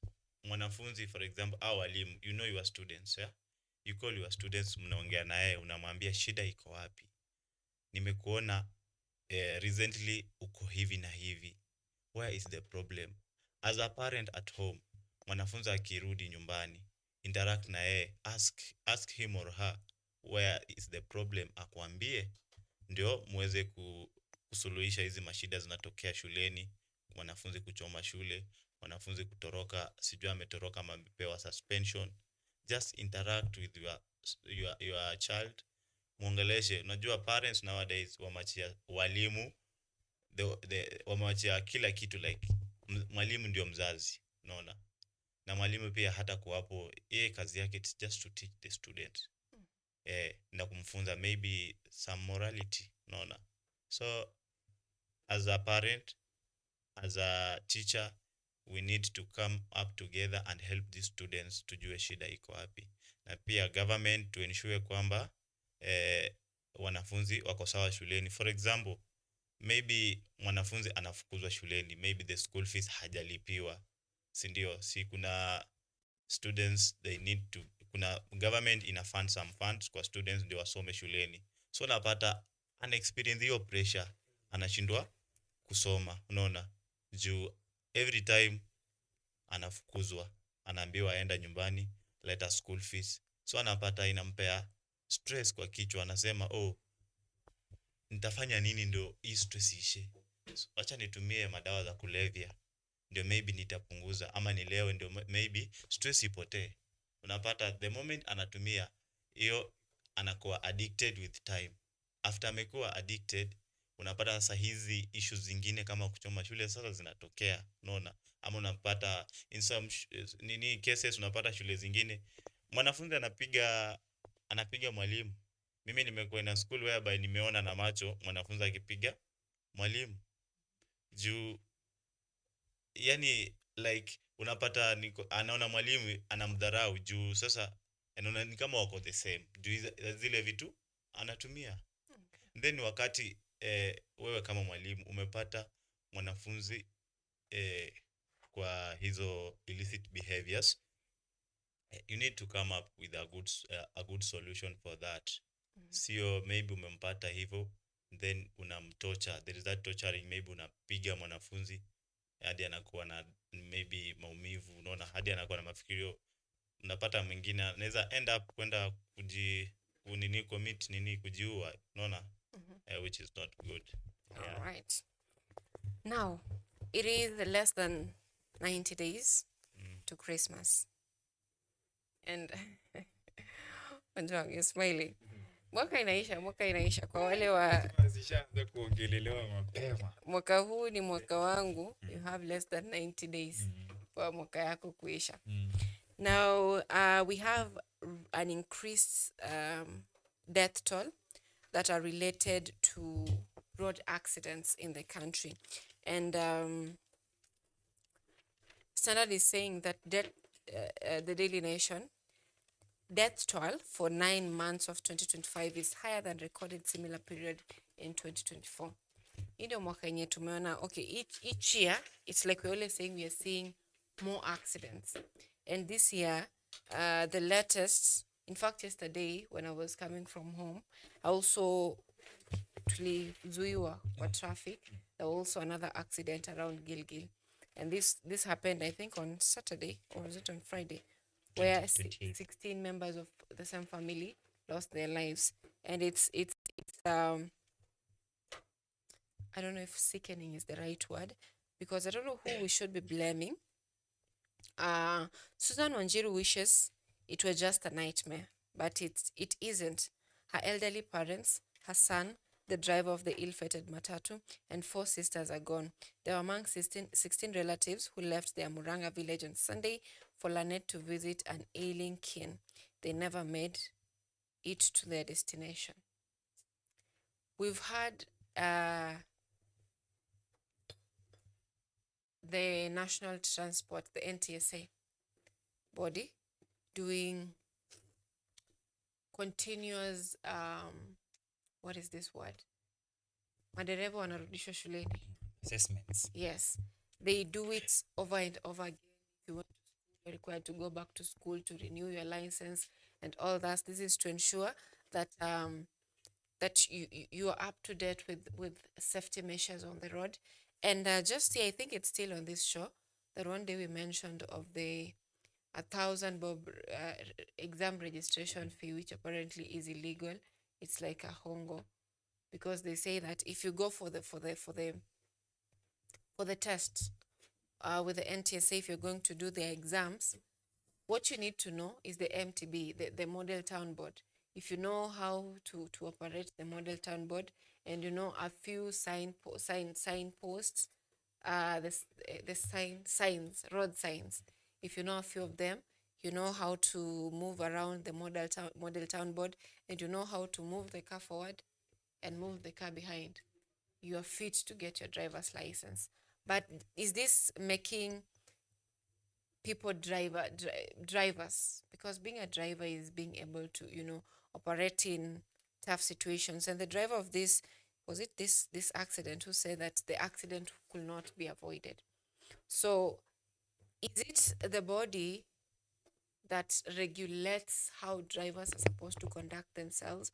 Or is it that as Kenyans, we are so careless not to mind our own lives?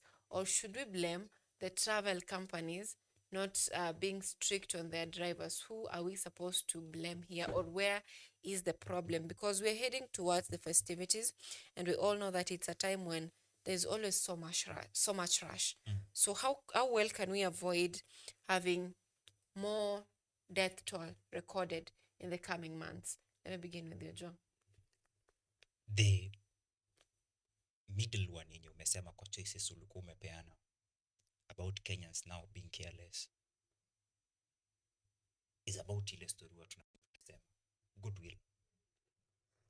One, tunakuwaga na driving schools in the country who are charged by NTSA to ensure that wao ndo ufanya we upate license. Two, tunakuwaga na corruptions mingi sana before Mkenya wa kawaida apate license. 3, si lazima uende driving school ndo ujue kuendesha gari. Kwa nini nasema hivyo? Mkenya wa kawaida anaweza uliza. It's an online, young kids 8, 7 driving. It's online or information that is public domain, like the children of Boniface Mwangi. Once they hit 7, you must know how to drive. So why do people still go to driving schools? You go to learn discipline. Si defensive driving. Defensive driving utafunzwa. Hakuna vile nitakufunza kuendesha gari na sikufunzi defensive, ya? Ndakufunza ukienda pale hivyo utafanya hivi ndo uepuke. Basi sasa ukienda shule unafaa unafunzwa discipline. Unaingia shule unapata corruption. corruption iko juu from the point of registration to kusoma to kufanya exam to wewe sasa uanze haso ingine inakuaga hapo ya ushike driving license. Goodwill inakosekana hadi kwa barabara after wewe ushapata driving license yako. Unajua saizi ndio watu wanaelekea huu msimu, watu ndio wanaenda nyumbani kuangalia kuna kaaje in preparation now for the December festivities. Na unataka upige round 3 in a place yenye unajua within the speed limit that is regulated in iko governed na nchi ya Kenya, not past 80 kilometers per hour. Unataka upige round ngapi? 3. So uko na watu 14 na watu 14 in Kikuyu they say wanagudhokia na wakimbisha tu ni kujia wengine. And you forget because of goodwill, because of lack of goodwill, you forget that these 14 people you are carrying, if it is a 14-seater matatu, are people with separate and responsible lives elsewhere. Kuna baba ya mtu, kuna mama ya mtu. Wewe tukatai wewe ni baba kwako na unatafuta unga wako. But kuna mwingine anaenda kuona ailing relative. And in this case, we're talking about a whole family. Another thing, when you grow up vizuri, jumaze future yako ni big auntie. I'm seeing you huko kwa beach ukinini. Never travel in the same vehicle, all of your family. In traditional African society, hakuna mtoto hakuaga na baba. But does that mean watu hakuwa wanachezana? No. Maanisha huyu mtoto alikuwa anachukuliwa na huyu baba na anapewa identity na anakuwa wa hapo. Kwa nini? Juu one day one time kunaweza kuja kiugonjwa. Kiugonjwa kiwa bebe watoto wa familia fulani. Nani watabaki wa kuendeleza jina? Ni wale watoto wale wa cheating. So, kama mna travel, hata kama mko poa aje, msi travel na gari moja. Because mkitravel na gari moja, maisha ya watu 14 mmaeka kwa dereva mmo. Huyu dereva kuna shida zingine wanaendelea nazo sasa kwa transport companies. Tunatoka hapa unaenda hadi Ugenya to and fro. Kila kampuni inafaa inakuwa na madereva wawili wa kuenda tu na kupiga return journey. Because driving after 4 hours you're supposed to rest. Others go for 8 hours. Utapata places mingi accidents will happen. Nina huko Nakuru, Sachangwan, ukielekea huko. Who are those people? They are long distance drivers. Wenye wanaenda na huko kwenye ocha mama. So, if we have goodwill, then as a transport company, we will employ 2 people. Tuwache uroho. Na tuwache kujipenda sana. Tupende hadi wale wengine. Ndio hata wewe kawe ni shule ya driving. Unakuwa na goodwill, wacha watu wapate license vile inafaa, wacha wafanye exam vile inafaa. Usikue ni mwalimu mwanaume, you still want to guzaguze huyu msichana vizuri ati ndio apite. We are having cases of vitu kama hizo za inaitwa SDG, sexually transmitted grades. Even kwa vitu za ufala kama driving. Inafanya hadi wasichana wanaogopa kwenda kufanya driving. Juu anauliza, I have money, I have my own car. Kwani niende kwa huyu jamaa ni mistreat ama ni harass sexually ndio nipewe driving license? Goodwill is a need in this country. All right, Noel, you take. Okay. First of all, I will talk about carelessness among the drivers.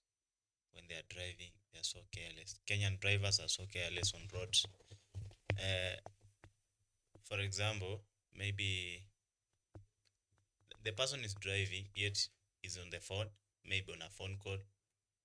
Unfortunately, another vehicles, maybe the vehicles loses the way. An accident did not happen. When the accident does not happen, then another thing ni overtaking. Najua kuna konga na kitu kwa mtu, maybe anaona the person in front of him afai akuwe mbele yake, anataka mpite. Unaona? So kwa hiyo nini ya kutaka kupitwa, ule wa mbele naye ana realize, oh, this guy anataka kunipita. Yeye ni nani? Wacha sinipite. Unajaribu, maybe anajaribu kurudi hii side yake. Unapata gari zimegongana. Hiyo ni accident ime happen. Then number 2, kuna road signs. we are not drivers keep in mind road signs. Kuna bumps ahead. Unapata mtu anapita tuna gari mbio, unaona hataki kufuata road signs kwanza.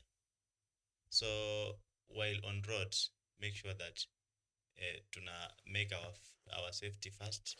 Tujue tumebeba nani kwa gari. Alafu vile Ojwang amesema, when driving, make sure kama umeingia kwa gari na familia, msiende wote, at least muende kama wawili. Hiyo iko sawa, lakini mnabebana familia mzima, mnaenda, that's not good, because you may end up losing your life, all of you. Yeah.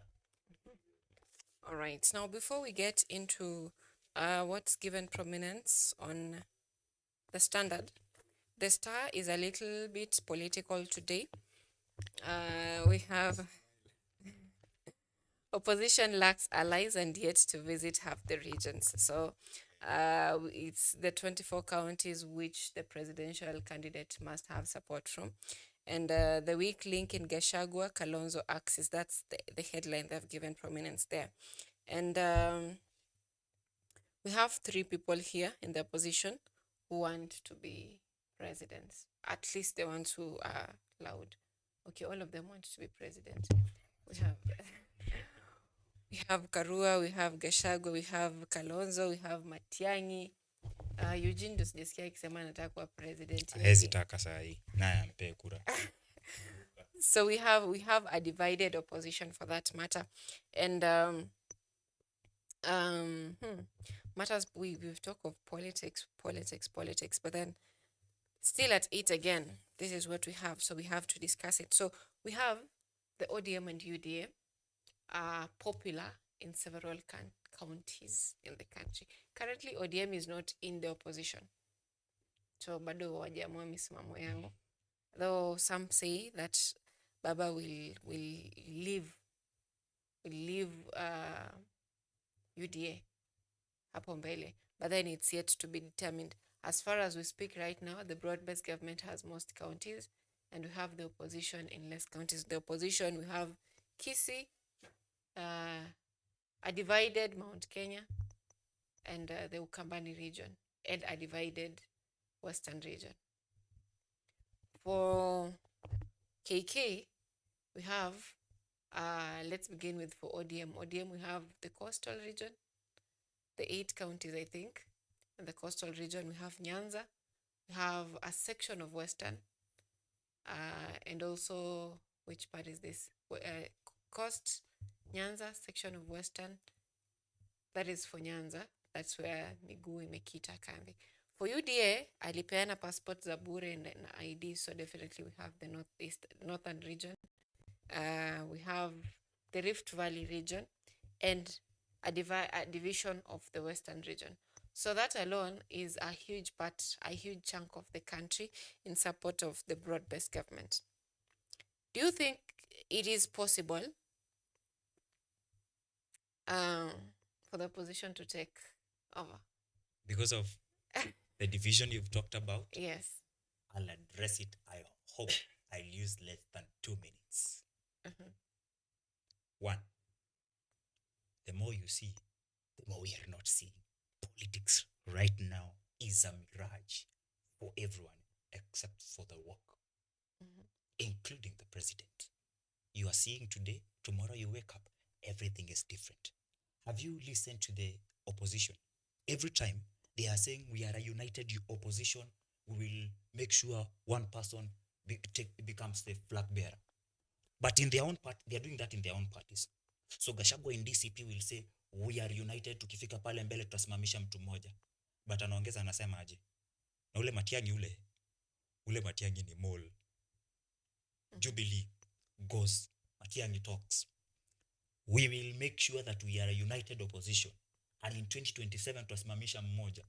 Lakini huyu Rigathi, mumchunge sana huyu. State project. In fact, on top of your state project, I've heard the Jubilee Party Secretary General Kioni saying that this guy is being paid by State House. Meshika. Let's go to Kalonzo. They call Kalonzo watermelon. Unajua Kalonzo ndo the only politician huwezi mjua vizuri. Because alishakubalika yeye ni watermelon. He's always on the fence. Hajuagi aanguke huku ama aanguke huku. But it's a good thing. but hata yeye ako kwa hilo nini ya ni state project. We ever had a youthful leader by the name Morara. Today he's a carpenter. He's in Morara Furnitures. He wanted to be a president. Ikakaka, ikasemekana, hii ni project ya Ruto. Another one, David Maraga. Hii ni project ya Ruto. Mount Kenya, you've said people are divided, right? They are divided but still united on one thing. What is the where is the division in Mount Kenya? There are a group of people who are green-black calling themselves DCP. They are against who? William Ruto. But they don't know who will bail the cat. Jubilee, the same. They are against who? Everyone is against William Ruto. ODM. We are talking today saying that we don't know if it is in opposition or in government. Because we have an ODM UDA pact that is being baptized as broad-based government, right? But by the virtue of ODM still being in Azimio, it is in opposition. They think it's a good thing. It's a bad thing. And it has precedent. 2018, we had a grand handshake between former President Uhuru Kenyatta and the former Prime Minister, Baba himself.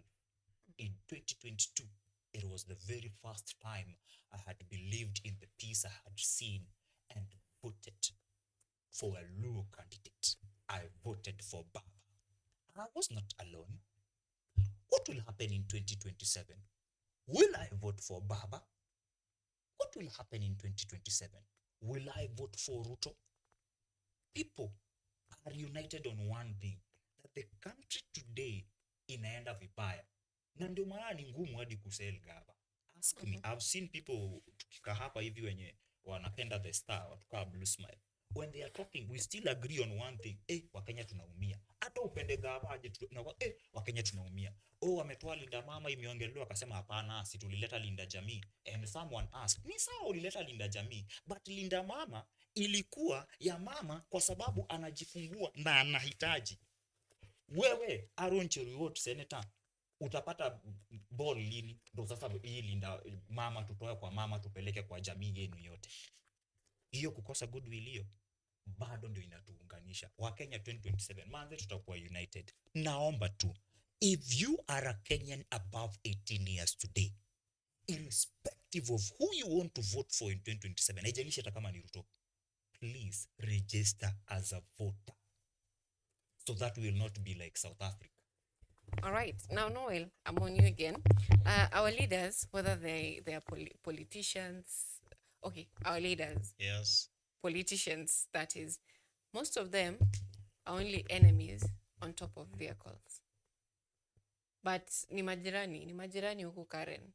Their children go to the same clubs, they talk and, they visit each other, they meet for coffees and all that. So they're only enemies on podiums. So how well, as a person, do you assess a good leader for your case, whether it's in opposition or in government? Because most of them, if not all of them, are going to support something that feeds their interest. So how do you, as a young person, decide that, this is the right person to vote, this is the wrong person? Okay, according to me, I can assess the right person in this way. A right person, a good leader, is a person who fulfills what he promises. When he promises that I'm going to build a stadium at this place at the end of 2022, I'm at the end of 2025, December, I'm going to build a stadium. Reaching that time, he should have done that. I don't like those leaders with a lot of propaganda and not fulfilling their promises. Okay, when I talk about our President William Ruto, okay, I'm not opposing or proposing him, but I'm just talking the truth. Broad-based. Yeah. So, firstly, they said the inflation rate of Kenya had reduced from, I think, 14 to 3%, something close to that. So they also say that President William Ruto introduced SHA, which they say that it's working well, but we have seen mothers complaining in hospitals. We have the unpaid bills there. So I don't know if what he says he put in place and start working, ama ni PR tu kwa watu ili sisi tumwamini, si ndio? Na hatuoni yale ambayo ametuambia kama sisi wa Kenya anayatimiza, si ndio? Alafu nikienda kuongelelea hii mambo ya Kioni, Jeremiah Kioni said that DP Gachagua is a project to the government. So like I was asking myself, nani Rigathi anaweza kuwaje project to the government, yet the government itself, President William Ruto impeached him. Alimtoa kwa government, alimuimpeach in a bad way, hata sisi wenyewe tuliona, si ndio?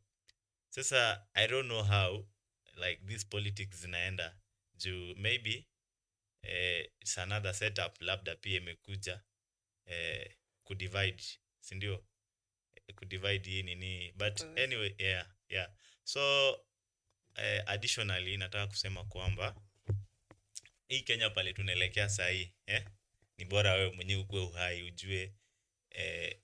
ujue nakula nini kesho, ama nani ndio rafiki yangu. Lakini kusema maybe mimi niko opposition, mimi ni one term ama mimi ni two term, ni wewe utaumia. President promised us some years back, bottom up, government itakuwa ya bodabodas, mama mbogas, vijana, but right now wazee ndio wa government. Wazee wamejaa huko, huwezi pata vijana wadogo at government yetu. Sasa si kama mimi angeitisha invitation letter pia sisi tuandike twende huko tupewe kazi kwa government. So what he promises, he fulfills partly, but let me say I can rate him out of 10, that is 3% out of 10 as a president. All right. Yeah. Now, you had a lot to say about the young people being in government, but time is really not on our side. But then you should also remember that in as much as we want to be in government, most of the time they won't let a young person be in government because kiburi, they want a yes person. That is why most young people are not in government, because they say that, you know, what an old man sees when seated, a young man cannot see on top of a tree. Now, there is a lot to be talked about in politics. We have ODM battles, chaotic past in Kasipul. You know, they're still fighting, those people. We have the by-elections coming up in this coming month. And so much in politics with friendships, betrayals, and all that. But after all is said and done, there is no coincidence in politics. So, because time is not on our side, I would like us to pick a story each, which will serve as our final remarks. Let me begin from you, Juan, because I see you're already having a story in mind. Just a story, and then it will serve as our final remarks. Every day we wake up to mostly sad news on newspaper, and we forget to at least learn something from the sad news, so that kama ni kuhusu kifo tunabaki na lessons, si mtu anaaga na lessons zake. Story will be yenye on page 6 and 7. Obel, flawed genius. Najua tuna time, I will just read yenye iko hapa hivi. His words: Africa must break away from the enslavement of the West. We must not allow them to use science to keep us bottled up. India and China broke away from the evil grip of Mzungus. They have a thriving and very successful culture of traditional medicine. In India and China, Western medicine is the alternative medicine. If I was in those two nations, I would be celebrated and supported by all government institutions. End of quote. Professor Arthur Obel on controversy surrounding Pearl Omega. That is a drug he developed through science to cure HIV and AIDS. He has died. What have we learned from that? I would like to urge all our fellow Africans that we own our problems, we own our challenges, and we'll get sustainable solutions rather than we keep crying to the West or to the East to help us on our own problems that they don't know how to solve. Okay. Now, Noel, to you, your final remarks. Okay, my chosen story. Why BCJ is on the warpath against 3 Ruto ministers. Ugandan opposition leader accuses Mudavadi, Murkomen, and Soipan of being behind his extradition. Ugandan opposition, BCJ, once Prime Minister, Cabinet Secretary Musalia Mudavadi and Defense Soipan Tuya declared unfit to hold public officer over his abduction and extradition from Kenya, November last year.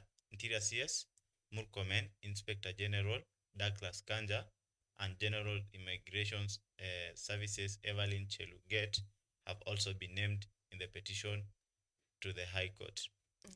So, to this story, I want to relate it with what is happening in Kenya right now.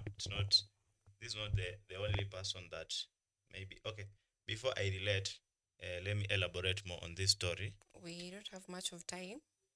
Okay, let me finalize, then just give me 1 minute or maybe 30 seconds.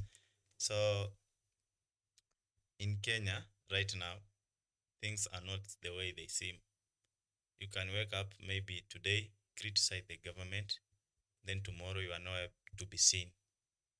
They abduct you and will never be found unless they follow up ndio upatikane. Sasa this guy, he was arrested, right, in Kenya, but without following the court laws. He was then transformed to Uganda. And these people are behind it. They are accused. I'm not saying that they are behind it, but they are accused of being behind it. The CS Murkomen, Kanja, the Mudavadi, and Cheluget. Yeah. So, as Kenyans, the court should follow the rules of transforming someone from a particular country to another one. If maybe he has done some mistakes to that maybe particular country. Yeah. All right.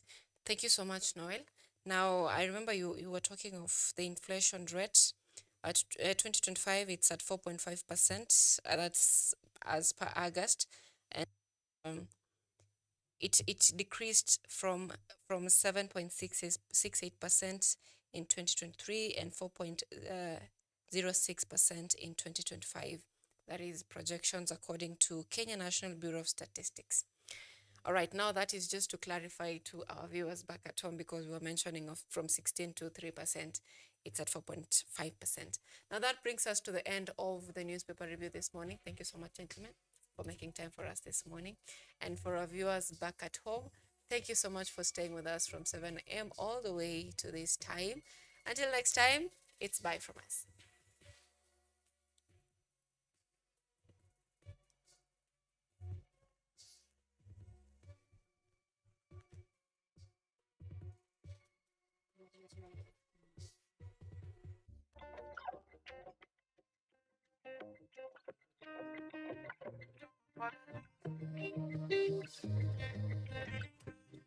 Feeling grateful for my life.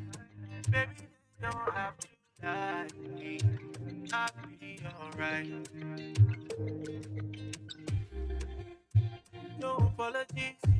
2020 vision is never been so clear. Tough times teach lessons. Good times make memories. Thankful for my friends and my enemies. All the love, all the energy.